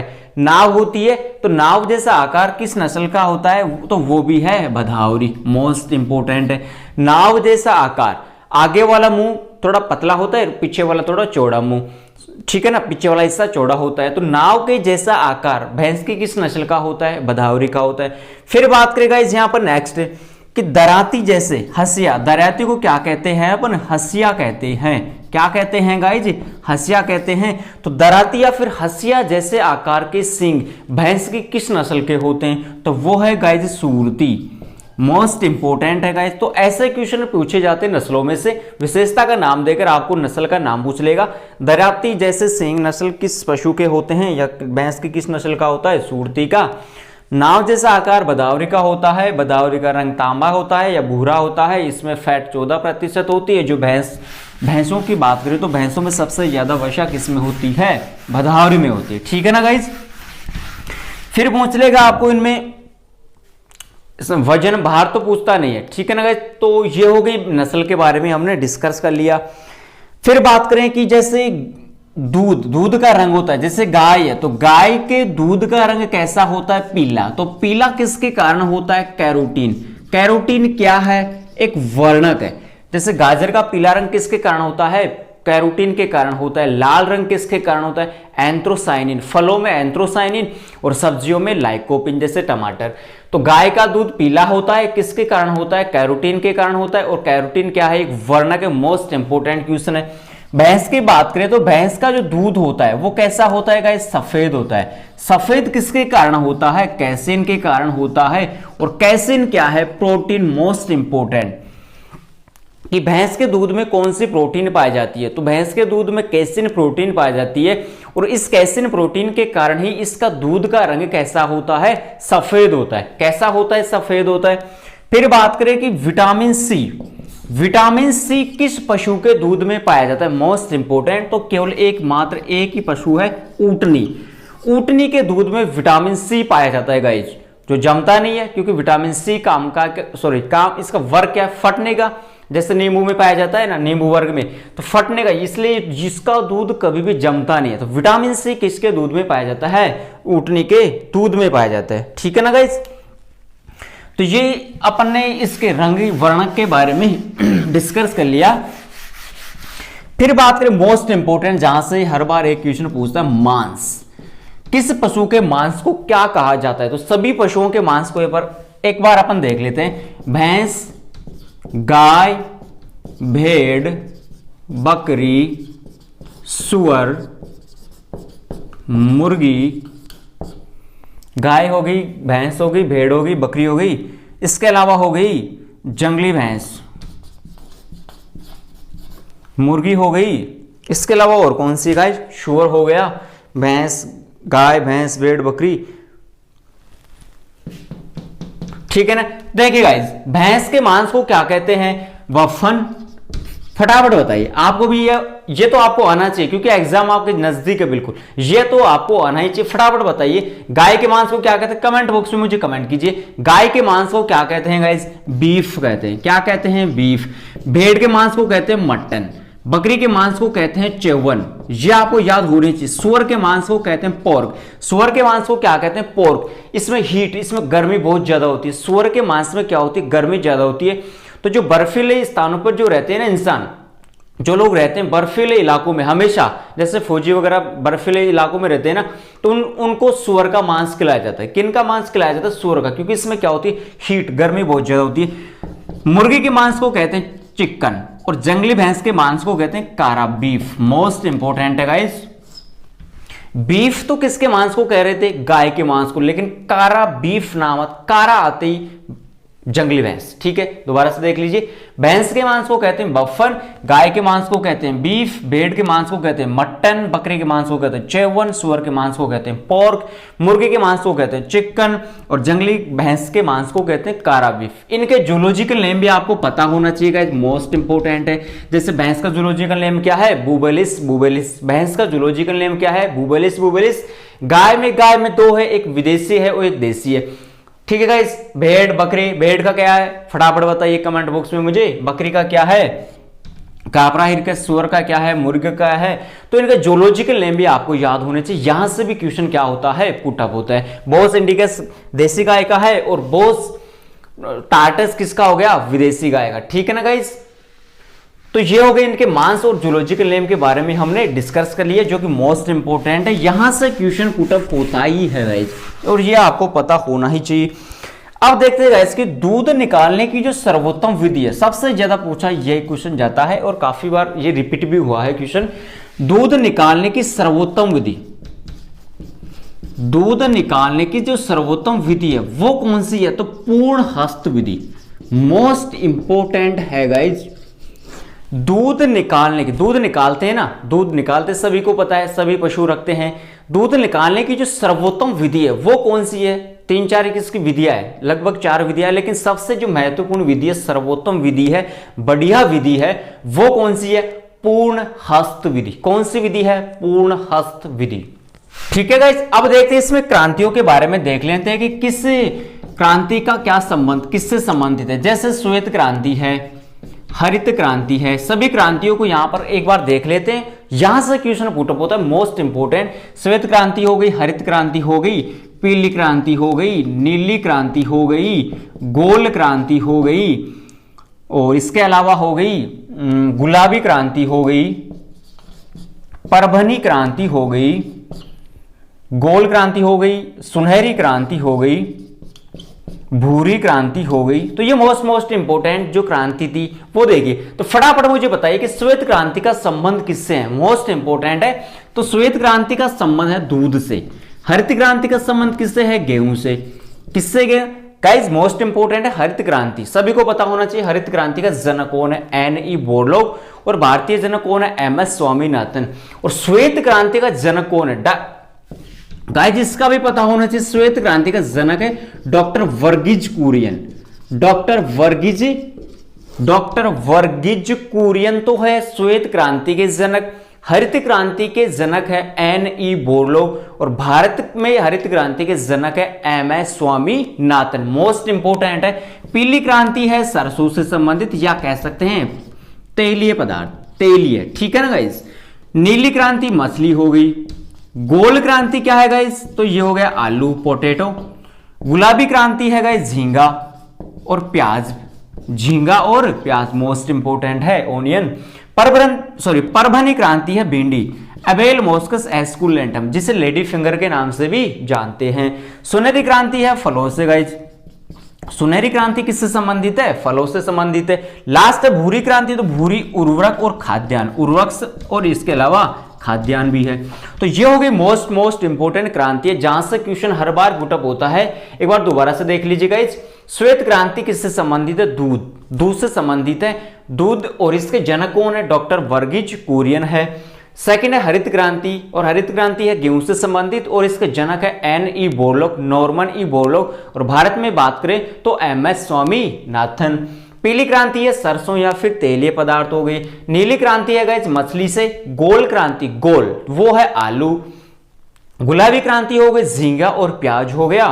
परभनी क्रांति हो गई भिंडी, अबेल मोस्कस एस्कुलेंटम। ठीक है गाइस। और लेडी फिंगर के नाम से इसको जानते हैं। भिंडी का कुल सबसे ज्यादा पूछा जाता है, तो गाइस ये आपको पता होना चाहिए। और कमेंट बॉक्स में मुझे कमेंट कीजिए कि भिंडी का कुल क्या है। मोस्ट इंपोर्टेंट, सबसे ज्यादा क्वेश्चन पूछता है, मैं नहीं बताऊंगा गाइस, आपको बताना पड़ेगा। फिर है सुनहरी क्रांति, फलों से संबंधित है। और लास्ट है भूरी क्रांति, जो उर्वरक और खाद्यान्न से संबंधित है। ये हमने बात की क्रांतियों के बारे में, जो कि हर बार यहां से एक क्वेश्चन पूछता है गाइस। और ये तो आपको पता होना ही चाहिए कि इसका कौन सी क्रांति किससे संबंधित है। अब बात कर लेते हैं बीमारियों के बारे में, कि कौन सी बीमारी जीवाणु जनित है, कौन सी वायरस जनित है, कौन सी बैक्टीरिया जीवाणु से जनित है। यहां से क्वेश्चन एक तो पूछता है, मोस्ट इंपोर्टेंट क्वेश्चन है। तो देखिएगा, एक है खुर पका मुंह पका, खुर पका मुंह पका, मोस्ट इंपोर्टेंट। ये किससे होता है? वायरस से होता है। खुर पका मुंह पका रोग किससे फैलता है? वायरस जनित रोग है। और ये सबसे ज्यादा भैंस में होता है। पहले तो होता है पैरों में, और पैरों से कहां जाएगा? मुंह में। पैरों को पशु चाटेगा तो चाटने के बाद मुंह में ये रोग चला जाएगा। तो खुरपका और मुंह पका रोग वायरस जनित रोग है। भैंस में सबसे ज्यादा होता है, पहले खुरों में या पैरों में होता है, उसके बाद कहां पर जाता है? मुंह में जाता है। इसके अलावा वायरस से जनित जो रोग है, तो देखिए एक ट्रिक है, FMD फर। इस ट्रिक को आप लिख लेना यदि आपके पास लिखी हुई नहीं है। वायरस जनित जो रोग है वो सारे के सारे यहां पर आ जाएंगे। FMD फर करके मर गया, FMD फर करके मर गया, मोस्ट इंपोर्टेंट है गाइस। FMD से तो FMD हो गया, एफ से हो गया फाउल पॉक्स, एफ से क्या हो गया, फाउल पॉक्स हो गया। रेस से हो गया रिंडर पेस्ट, रेस से क्या हो गया, रिंडर पेस्ट हो गया, ठीक है ना गाइज। और रेस से क्या हो गया, रानीखेत हो गया। रानीखेत जो मुर्गियों की सबसे मुख्य बीमारी है, मोस्ट इंपोर्टेंट क्वेश्चन, काफी बार पूछा हुआ क्वेश्चन है, पूछता भी है। रानीखेत रोग मुख्य किस पशु का, किस जानवर का मुख्य रोग है, मुर्गियों का मुख्य रोग कौन सा है, रानीखेत है, जो वायरस से फैलता है। इसके अलावा हो गया माता रोग, इसके अलावा कौन सा हो गया, माता रोग। तो ये रोग हो गए मोस्ट इंपोर्टेंट, जो किसके द्वारा फैलते हैं, वायरस जनित रोग। एफएमडी फर फर करके मर गया, फर करके मर गया, तड़प के मर गया। एफएमडी से एफएमडी हो गया, फै से हो गया फाउल पॉक्स, रे से हो गया रिंडर पेस्ट, रे से हो गया रानीखेत, मै से हो गया माता रोग। मै से कौन सा हो गया, माता रोग हो गया। तो ये जीवाणु जनित रोग है। इसके अलावा गलघोटू हो गया, ये सभी कुछ इसके अलावा जीवाणु जनित रोग है। यहां से भी काफी बार क्वेश्चन है पूछता है, ठीक है ना गाइस। इसके अलावा अपन देखें कि एक क्वेश्चन थोड़ा क्रॉप्स में से रह गया था, जो कि मोस्ट इंपोर्टेंट है, उसको अपन लास्ट में देखेंगे, इसलिए थोड़ा अपन पहले देख लेते हैं। इसके अलावा हो गया सर्रा रोग। सर्रा रोग किसमें होता है, मोस्ट इंपोर्टेंट है गाइस, ऊंट में होता है। सर्रा रोग किसमें होता है, ऊंट का मुख्य रोग कौन सा है, सर्रा रोग। कौन सा है, सर्रा रोग। ये हो गया। अब देखते हैं गर्भकाल अवधि। गर्भकाल अवधि से भी काफी बार क्वेश्चन पूछता है, और यहां से लगभग एक क्वेश्चन तो आता ही।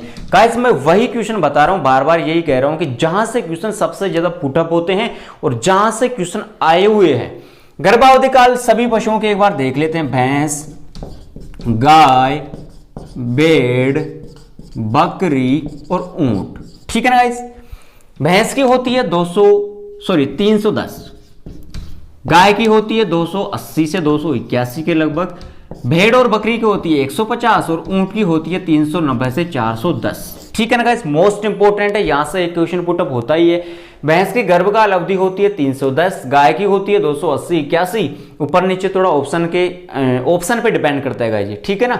भेड़ बकरी के समान होती है 150 और ऊंट की होती है 390 से 410। तो ये थी गर्भकाल अवधि, जहां से क्वेश्चन पुटअप होता है, और ये आपको पता होना ही चाहिए, ठीक है ना गाइस। फिर देखते हैं, इसमें गर्भकाल अवधि हो गई। अब थोड़ा सा देख लेते हैं कि किस पशु को अन्य किस नाम से जानते हैं। जैसे बकरी, सबसे पहले बात करें बकरी के अन्य नाम क्या है, तो राजस्थान का चलता फिरता फ्रिज, राजस्थान का चलता फिरता फ्रिज, राजस्थान का चलता फिरता फ्रिज, शिशुओं की नर्स, और क्या कह दिया, शिशुओं की नर्स। शिशुओं की नर्स क्यों कहा गया, जो छोटे बच्चे होते हैं ना, उसको किस पशु का दूध पिलाया जाता है, बकरी का पिलाया जाता है। ये पूछा हुआ क्वेश्चन है कि छोटे शिशु होते हैं ना, उनको किन पशु का दूध पिलाया जाता है, तो बकरी का उनको दूध पिलाया जाता है, क्योंकि बकरी के दूध में है ना, बकरी का दूध गोलिकाओं के रूप में पाया जाता है। अब गोलिकाओं के रूप में पाया जाएगा तो पाचन क्या होगा, इसका जल्दी होगा, इसलिए छोटे शिशुओं को किसका दूध पिलाया जाता है, बकरी का पिलाया जाता है, और इसको क्या कहते हैं, राजस्थान का चलता फिरता फ्रिज। इसके अलावा वनस्पति की शत्रु, वनस्पति की शत्रु, वनस्पति को जल्दी से खा जाती है। सबसे ऊपरी वाला हिस्सा होता है ना, उसको सबसे पहले कौन सा जानवर खाता है, बकरी खाती है, ठीक है ना। कापरा हिरकस का जूलॉजिकल नेम है। कुल क्या है, बोविडी है। गाय भैंस भेड़ बकरी चारों का कुल क्या है, बोविडी है, ठीक है ना गाइस। ऊंट का कैमेलिडी है, कैमेलस ड्रोमेडेरियंस, और ये हो गई बकरी, ठीक है ना गाइस। जैसे भैंस की बात करें तो भैंस की कुछ अन्य नस्ल है, जैसे कुंडी के नाम से भी जानते हैं, अलग अलग नाम है, उनको हमने डिस्कस कर लिया। जो मोस्ट इंपोर्टेंट है उसको अपन देख लेते हैं एक बार। जैसे राजस्थान की मेरिनो, राजस्थान की मेरिनो किस नस्ल को कहते हैं, राजस्थान की मेरिनो, राजस्थान की मेरिनो।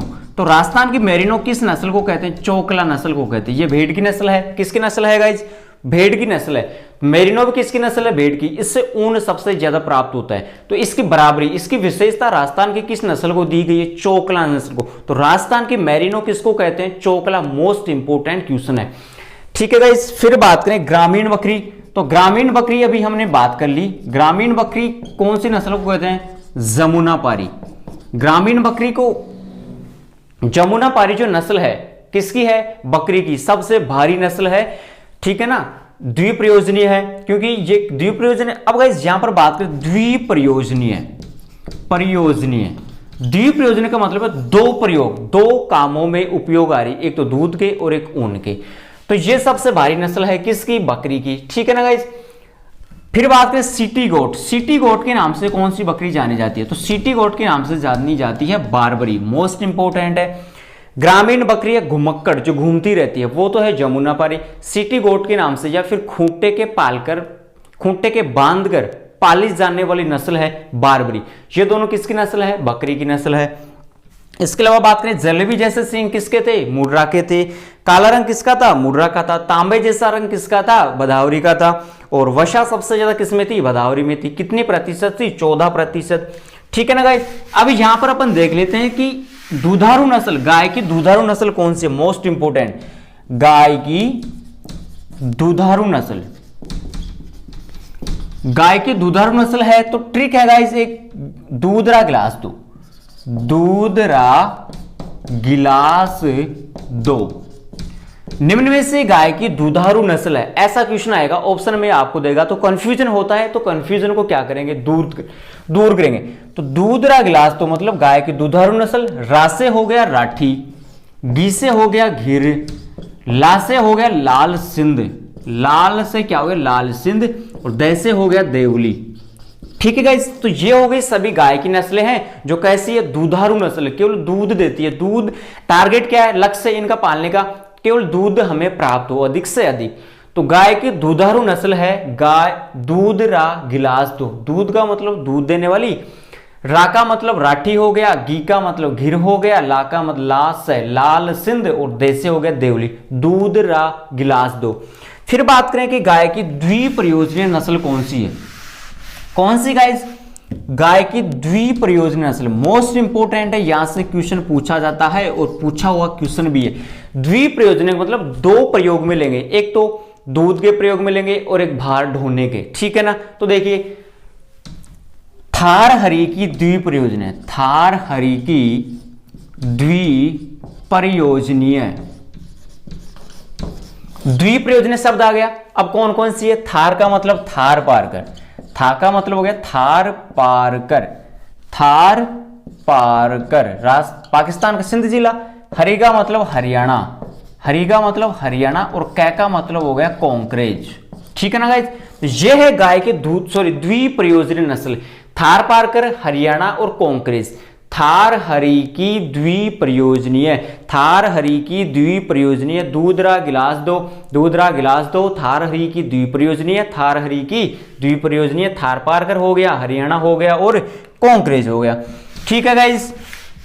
ये हो गई दुधारू नस्ल और द्विप्रयोजनीय नस्ल गाय की।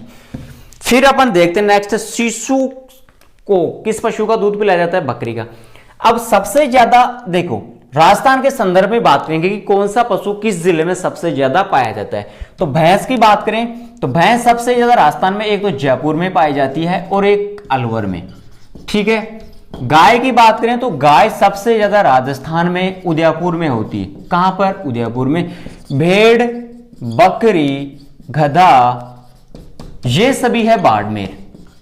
कहां पर है? सबसे ज्यादा यदि जनसंख्या की संख्या, पशुओं की संख्या की बात करें तो सबसे ज्यादा बाड़मेर जिले में क्या है? पशु घनत्व सबसे ज्यादा किस जिले में है? बाड़मेर भी मोस्ट इंपोर्टेंट है। पशु घनत्व राजस्थान में सबसे ज्यादा किस जिले का है? बाड़मेर का। ऊंट की बात करें तो ऊंट है जोहड़बीड़ बीकानेर। जो वैसे बात करें तो किस में है? बीकानेर, सीधा ही कह दो। ठीक है ना गाइस। ऊंट सबसे ज्यादा कहां पर है? बीकानेर। भैंस जयपुर में, गाय उदयपुर में, भेड़ बकरी गधा वगैरह बाड़मेर, और ऊंट कहां पर हो गया? बीकानेर में हो गया। कहां पर हो गया? बीकानेर में हो गया। ठीक है गाइस। तो ये हो गई कि कौन सा पशु सबसे ज्यादा कहां पर पाया जाता है। फिर क्वेश्चन पूछता है कि गरीबों का सेव, जनरल एग्रीकल्चर की बात करें तो गरीबों का सेव, गरीबों का सेव किस फल को कहते हैं? बेर को कहते हैं। गरीबों का सेव किस फल को कहते हैं? बेर को कहते हैं। गरीबों की बादाम, गरीबों की जो बादाम है वो मूंगफली को, गरीबों की बादाम किस फसल को कहा गया है? मूंगफली को। मूंगफली कैसी है? तेलीय फसल है। कैसी है गाइस? तेलीय फसल। तो बादाम किसको कहा गया है? मूंगफली को। ठीक है। गरीबों का सेव क्या हो गया? बेर हो गया। फिर बात करें कि ऑपरेशन फ्लड का मुख्य उद्देश्य क्या है? ऑपरेशन मोस्ट इंपोर्टेंट क्वेश्चन है गाइस। ऑपरेशन फ्लड, पहले तो हमें यह पता होना चाहिए कि ऑपरेशन फ्लड का संबंध किससे है। तो ऑपरेशन फ्लड का जो संबंध है वो दूध से है। ऑपरेशन फ्लड का संबंध किससे है? दूध से है। और इसका मुख्य उद्देश्य क्या होगा? दूध में बढ़ोतरी करना। सीधी सी बात है, संबंध यदि दूध से है तो उद्देश्य भी क्या होगा? दूध में क्या करना? बढ़ोतरी करना। ठीक है, सबसे ज्यादा अंडे, अब मुर्गी की थोड़ी सी बात कर लेते हैं। सबसे ज्यादा जो अंडे देती है वो कौन सी मुर्गी देती है? White leghorn. कौन सी मुर्गी देती है? White leghorn. और इसका उत्पत्ति स्थान क्या है? इटली। कहां से आई थी? इटली। तो मुर्गी की नस्ल कौन सी है ऐसी जो सबसे ज्यादा क्या देती है? अंडे देती है? White leghorn. उत्पत्ति स्थान इटली है। रंग कैसा होता है इसका? व्हाइट। व्हाइट का मतलब सफेद, सीधी सी बात है। तो व्हाइट लेगहॉर्न मुर्गी की नस्ल है जो सबसे ज्यादा क्या देती है? अंडे देती है। इनमें अलग अलग नस्लों की विशेषता आती है, जैसे नाचने में कौन सी आती है, दिखावटी में कौन सी आती है। तो विशेषता का नाम देकर आपको मुर्गी का नस्ल का नाम पूछ लेगा, या फिर मुर्गी की नस्ल देकर पूछ लेगा कि निम्न में से किस जानवर की या किस जीव की नस्ल है, या किस पशु तो है नहीं, क्या है? जीव है। ठीक है ना गाइस, तो ऐसा टाइप क्वेश्चन का आएगा। फिर बात करें, हो गया। अब बात करेंगे लास्ट में इंस्टीट्यूट की। इंस्टीट्यूट में गाइस 1 से 2 क्वेश्चन आते हैं हर बार। इंस्टीट्यूट में कितने क्वेश्चन आते हैं? 1 से 2 क्वेश्चन आते हैं। मोस्ट इंपोर्टेंट कुछ इंस्टीट्यूट है, जैसे सबसे पहले बात करें काजरी, CAZR है, सबसे ज्यादा पूछा जाने वाला क्वेश्चन इंस्टीट्यूट में। कंफ्यूजन में होता है, कहां पर है? ये 2 है, एक तो काजरी है और एक आफरी है। इसको क्या कह दिया? काजरी, और इसको क्या कह दिया? आफरी। तो काजरी और आफरी दोनों कहां पर है? जोधपुर में है गाइस। मोस्ट इंपोर्टेंट है। क्वेश्चन का टाइप क्या है? अब कंफ्यूजन करेगा, आपको ये हिंदी में दे देगा। तो गाइस जो पेपर है जेट का वो इंग्लिश में भी आएगा और हिंदी में भी आएगा। तो जहां पर भी आपको हिंदी समझ में नहीं आए ना, वहां पर आप इंग्लिश का मेथड देख लेना। इंग्लिश का जरूर देखना, हिंदी वाला थोड़ा गलत हो सकता है लेकिन इंग्लिश वाला कभी गलत नहीं हो सकता। तो CAZRI, काजरी। काजरी की देखो अपने इंग्लिश में देख लेते हैं, central arid zone research institute. Central arid zone, arid का मतलब क्या होगा? शुष्क। ठीक है ना। सेंट्रल केंद्रीय, central arid zone research institute कहां पर है? जोधपुर में। अब हिंदी की बात करें, केंद्रीय शुष्क बागवानी अनुसंधान संस्थान कहां पर है? हिंदी में दे देगा, आप हो जाओगे कंफ्यूज। केंद्रीय शुष्क बागवानी अनुसंधान संस्थान, हिंदी में याद ना आ रहे तो इंग्लिश में जरूर देखना। इंग्लिश का जो मेथड होगा उसमें काजरी लिखा हुआ होगा बिल्कुल सटीक रूप में। तो आफरी एफ से क्या हो जाएगा? यहां पर फॉरेस्ट, सीधी सी बात है, वन। ये वन अनुसंधान हो जाएगा और ये हो जाएगा शुष्क अनुसंधान। दोनों कहां पर है? जोधपुर में। तो काजरी और आफरी सबसे ज्यादा पूछा जाने वाला क्वेश्चन है और ये कहां पर है गाइस? जोधपुर में है। Central arid zone research institute, केंद्रीय शुष्क बागवानी अनुसंधान संस्थान। आफरी AFRI, arid forest research institute, केंद्रीय वन अनुसंधान संस्थान। ये भी कहां पर है? सॉरी, एरिड दोनों कहां पर है? जोधपुर में। फिर बात करें इंस्टीट्यूट की तो गाइस इसके अलावा हो गया, जैसे मूंगफली का है तो मूंगफली कहां पर है? जूनागढ़ गुजरात। ठीक है ना। जूनागढ़ कहां पर है? गुजरात में है। अब पशुओं की बात करें, जैसे भैंस का अनुसंधान कहां पर है? तो भैंस का अनुसंधान है हिसार हरियाणा। भैंस का अनुसंधान कहां पर है? हिसार हरियाणा। फिर बात करें बकरी की, तो बकरी का है मखदूम फरहा यूपी। भैंस का है हिसार हरियाणा, बकरी का है मखदूम फरहा यूपी। ठीक है गाइस। खरपतवार का अनुसंधान कहां पर है? तो वो है झांसी यूपी, झांसी में यूपी। ठीक है ना गाइस। फिर बात करें भैंस का हो गया। केंद्रीय डेयरी अनुसंधान संस्थान की बात करें तो करनाल हरियाणा। डेयरी का अनुसंधान संस्थान कहां पर है? करनाल हरियाणा में है। ठीक है गाइस। फिर बात करें CRRI, central rice research institute. ये किसका है? चावल का अनुसंधान। और कहां पर है? कटक। और कटक कहां पर है? उड़ीसा में। Central rice research institute, central rice research institute कहां पर है? कटक, उड़ीसा। ठीक है ना गाइस। फिर बात करें जो सबसे ज्यादा पूछा जाता है, एक तो है SBI और एक है CSSI। यहां पर दोनों में कंफ्यूजन होता है कि एसबीआई कहां पर है, दोनों ही किसके हैं, शुगर कैन के, गन्ने के, दोनों गन्ने के इंस्टीट्यूट है दोनों। और यहां पर यही क्वेश्चन सबसे ज्यादा पूछता है क्योंकि कंफ्यूजन कहां पर होता है, यहां पर। तो देखो एसबीआई तो था sugar cane, sugar cane, sugar cane breeding institute कहां पर है, कोयम्बटूर। कहां पर है गाइस, कोयम्बटूर। तो किसी भी शब्द के पहले CO लगा हुआ तो वैरायटी किसकी होगी, गन्ने की। एक तो क्वेश्चन ये तैयार हो गया, CO लगा हुआ हो, CO 9, CO 10, CO 10, CO 12, CO 15, तो CO आते ही मतलब कोयम्बटूर। कोयम्बटूर किसकी वैरायटी होगी, गन्ने की वैरायटी होगी। और एसबीआई बैंक होता है ना, तो सीधा सीधा जानो को एसबीआई बैंक की जो शाखा है, ब्रांच, वो कहां पर है, कोयम्बटूर में। एसबीआई बैंक होता है, एसबीआई बैंक की एक शाखा है, वो कहां पर है, कोयम्बटूर में है, इतना ध्यान रखो। बाकी रह गया CSSI, तो सेंट्रल, इसका क्या हो गया, Indian institute of sugar cane, Indian institute of sugar cane research institute, Indian sugar cane research institute. और ये कहां पर है, तमिलनाडु में है, सॉरी लखनऊ यूपी में। कहां पर है गाइज, लखनऊ यूपी में। कहां पर है, लखनऊ यूपी में है। सॉरी CSSR नहीं, ISSR, गलत लिख दिया मैंने थोड़ा इसको, ISSR, Indian institute of sugar cane research, Indian institute of sugar research institute, Indian institute of sugar cane research institute. ये कहां पर है, लखनऊ यूपी में। तो ये सबसे ज्यादा क्वेश्चन पूछता है कि एसबीआई की ब्रांच तो कहां पर है, कोयम्बटूर में, बाकी रह गया वो कहां पर है, लखनऊ यूपी में।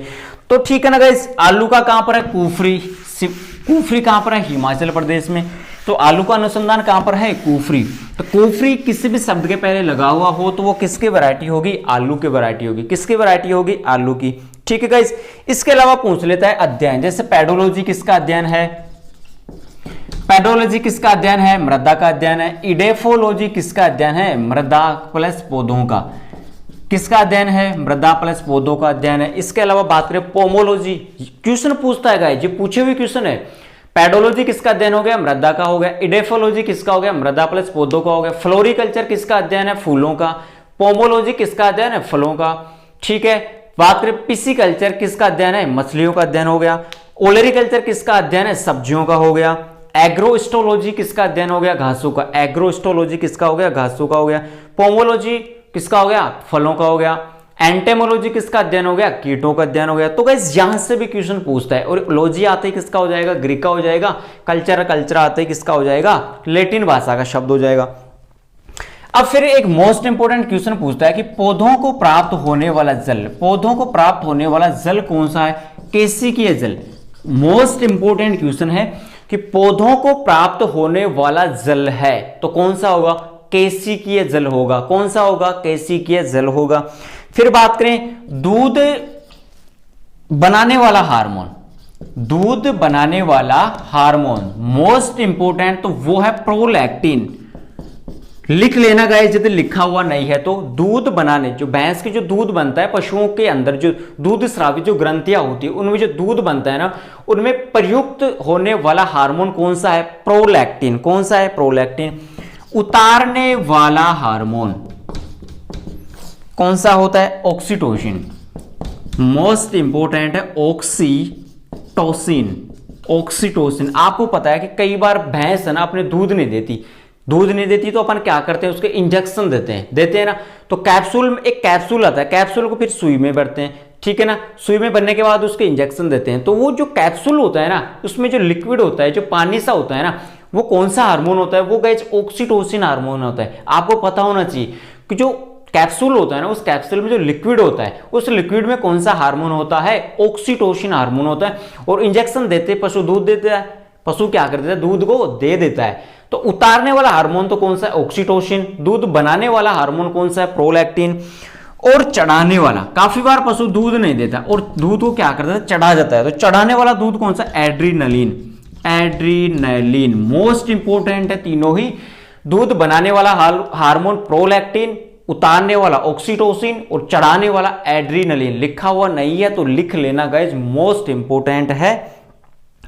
और लास्ट में बात करते हैं जैसे दालों की रानी क्या है, दालों का राजा क्या है, फलों का राजा कौन है, फलों की रानी कौन है, मसाले वाले फसलों की राजा कौन है, रानी कौन है।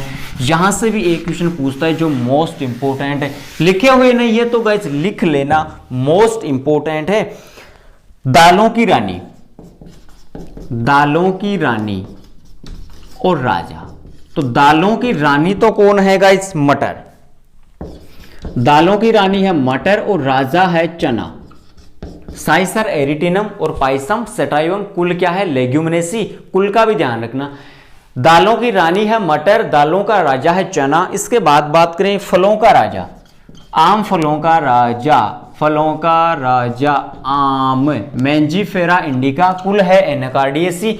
और इसको बाथरूम फ्रूट के नाम से भी जानते हैं, बाथरूम फ्रूट। बाथरूम फ्रूट क्यों कहते हैं, जैसे अपन कहीं भी या कहीं भी स्थान पर जैसे टॉयलेट नहीं कर सकते ना, तो ऐसे ही आम को भी अपन एक कहीं पर भी नहीं खा सकते। जैसे खाते हैं तो पूरा मुंह क्या होता है, लिप जाता है पूरा, यहां से यहां तक, ठीक है ना। तो बाथरूम फ्रूट, जैसे टॉयलेट या बाथरूम कहीं भी स्थान पर नहीं कर सकते, तो वैसे ही आम को भी अपन कहीं स्थान पर नहीं खा सकते, एकांत में बैठकर या एक स्थान पर बैठकर ही खाएं। राजा हो गया, रानी हो गई लीची। रानी क्या है, लीची।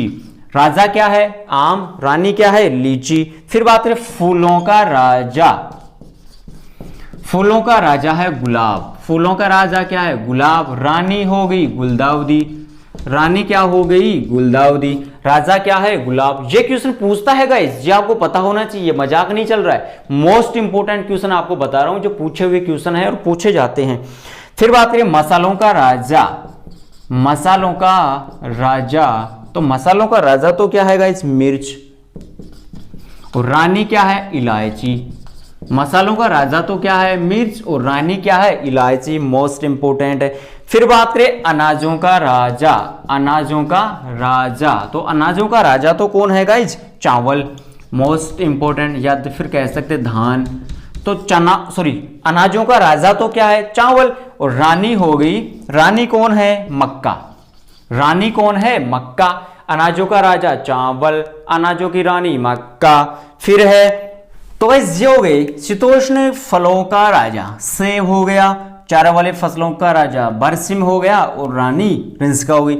अब चारे वाली फसलों का राजा और रानी में कंफ्यूजन होता है। तो गाइस देखिए, राजा बड़ा होता है या रानी, बड़ा कौन सा होता है, राजा। तो देखिए दोनों में दिखने में बड़ा कौन सा है, बरसिम है, एक रिंस्का है। तो दिखने में मुझे तो बड़ा बरसिम लग रहा है, और छोटा कौन सा है, रिंस्का। इसके पास 3 वर्ण है, इसके पास 4 वर्ण है। तो बड़ा कौन सा होगा, राजा होगा। छोटी कौन सी होगी, रानी होगी। एक बार दोबारा से देख लीजिए फटाफट, मोस्ट इंपोर्टेंट है, यहां से क्वेश्चन एक आता ही है। दालों की रानी है मटर, तो राजा कौन होगा, चना। फलों का राजा होगा आम, फलों की रानी होगी लीची। ठीक है, आम को बाथरूम फ्रूट कहते हैं, मैंजीफेरा इंडिका बॉटनिकल नेम, और इसका कुल है एनाकार्डियेसी। फूलों का राजा होगा गुलाब, रोजा इंडिका रोजेसी कुल है, बडिंग इसमें प्रवर्धन करते हैं, देख लिए पीछे। रानी है गुलदाउदी, क्राइसेंथेमम स्पीसीज, जिसका बॉटनिकल नेम है। मसाले वाली फसलों का राजा मिर्च, इसको काली मिर्च कहते हैं, ठीक है ना, काली मिर्च। मिर्च वो लाल मिर्च नहीं, ये काली मिर्च है। रानी है इलायची, इलायची में बात करें तो छोटी इलायची, ठीक है ना गाइस। अनाज वाली फसलों का राजा चावल है, तो रानी मक्का हो गई। चावल राजा हो गया तो मक्का रानी हो गई। मोटे अनाज के राज्यों की बात करें तो जवार, इसमें बाजरा भी आता है गाइस। क्या आता है इसमें, बाजरा भी आता है। फिर बात करें शीतोष्ण फलों का राजा सेब है, और इसमें चारे वाले फसलों का राजा हो गया बरसिम, और रानी है रिंस्का। ठीक है ना गाइस, ये हो गया मोस्ट इंपोर्टेंट। यहां से 1 से 2 क्वेश्चन आते हैं। इसके बाद में 2-3 पॉइंट और रहेंगे जहां से क्वेश्चन वहां से भी पुटअप होता है, तो वो भी देख लेते हैं गाइस अपन थोड़ा जल्दबाजी में। एक तो होता है गाइस बेसल ड्रेसिंग, एक तो होता है सिंचाई से संबंधित है, ये सिंचाई में है, इरिगेशन में है। और गाइस एक क्वेश्चन यहां से भी बनता है कि सिंचाई के जो भी साधन है, जैसे बूंद बूंद सिंचाई हुई, फुहारा विधि हुई, इनके सभी जो साधन है ये विधि कौन से देश से लाए थे। तो गाइस मोस्ट इंपोर्टेंट है, लिख लेना, इजराइल देश से लाए थे। कहां से लाए थे, इजराइल देश से लाए थे। फुहारा विधि और बूंद बूंद सिंचाई विधि, टपका विधि जिसे कहते हैं, ड्रिप इरिगेशन जिसे कहते हैं, वो इजराइल से लाए थे। ठीक है ना। अब बेसल ड्रेसिंग है, एक है टॉप ड्रेसिंग और एक है फर्टिगेशन। एक क्या है, फर्टिगेशन। ठीक है गाइस, ये मोस्ट इंपोर्टेंट है, आपको पता होना चाहिए। तो बै बराबर बै, बै बराबर बै मतलब क्या हुआ, बै से बेसल ड्रेसिंग और बै बराबर होगा बुआई के समय। तो बुआई के समय उर्वरक देना, या बुआई के साथ में क्या देना, उर्वरक देना। बुआई के साथ में क्या देना, उर्वरक देना, वो तो क्या है basal dressing. Top dressing, top का मतलब खड़ा, तो खड़ी फसल में उर्वरक देना, खड़ी फसल में क्या देना, उर्वरक देना। और लास्ट है फर्टिगेशन, तो फर्टिगेशन में से फर्टिलाइजर निकाल दो, तो इसमें क्या देते हैं, उर्वरक, इसमें भी क्या देते हैं, उर्वरक देते हैं। और ये बूंद बूंद सिंचाई विधि में अपनाए जाते हैं सभी, बूंद बूंद सिंचाई विधि के द्वारा क्या देंगे इनको, उर्वरक। तो बेसल ड्रेसिंग बै बराबर बै, बुआई के साथ या बुआई के समय क्या देना, उर्वरक देना। टॉप ड्रेसिंग, टॉप का मतलब होता है खड़ा होना, टॉप का मतलब खड़ा होना, तो खड़ी फसल में क्या देना, उर्वरक देना। और फर्टिगेशन है उर्वरक, फर्टिगेशन का मतलब क्या होता है, सिंचाई के साथ क्या देना, उर्वरक देना। सिंचाई के साथ में क्या देंगे, उर्वरक। सिंचाई की विधि क्या होगी, बूंद बूंद सिंचाई होगी, ये इंपॉर्टेंट है। सिंचाई की विधि क्या होगी, बूंद बूंद सिंचाई विधि होगी। तो गाइस ये हमने बात की मोस्ट इंपोर्टेंट क्वेश्चन की कि क्वेश्चन का मेथड कैसा होता है, कौन कौन से क्वेश्चन बनते हैं, किस टॉपिक से कैसे क्वेश्चन बनते हैं। एग्रोनॉमी, हॉर्टिकल्चर और एनिमल हस्बेंड्री तीनों सब्जेक्ट तीनों यूनिट के बारे में अपने क्या कर लिया, कंप्लीट डिस्कस कर लिया। गाइस जब तो आपको जो कंफ्यूजन था वो आपका दूर हो गया होगा। सभी चीजें मैंने आपको बढ़िया तरीके से एक एक चीजें खोल खोल के बता दी, सीधी सी बात है। अब तो मुझे उम्मीद है कि आपका जो जेड का एग्जाम है 2020 का, वो अपना टारगेट क्या होगा, पूरा होगा, पूरा करना ही है, चाहे कुछ भी हो जाए। नेगेटिव से दूर रखना है, बिल्कुल दूर रखना, कोसों दूर रहना है, हजारों किलोमीटर दूर रहना है, तभी हमारा क्या होगा, सिलेक्शन होगा। वरना नेगेटिव यदि ज्यादा कर दी ना तो सिलेक्शन होते होते रुक जाएगा। अपने को गवर्नमेंट यूनिवर्सिटी लेनी है, कुछ भी हो जाए यूनिवर्सिटी टॉप करनी है हमें, और बढ़िया रैंक के साथ करनी है। नेगेटिव से दूर रहना है, नेगेटिविटी से दूर रहना है, सोच हमेशा पॉजिटिव रखनी है, बिल्कुल एक लक्ष्य के साथ जाना, डरना बिल्कुल भी नहीं। सभी को बेस्ट ऑफ लक, ठीक है ना गाइस, बहुत बहुत धन्यवाद। जय जवान जय किसान।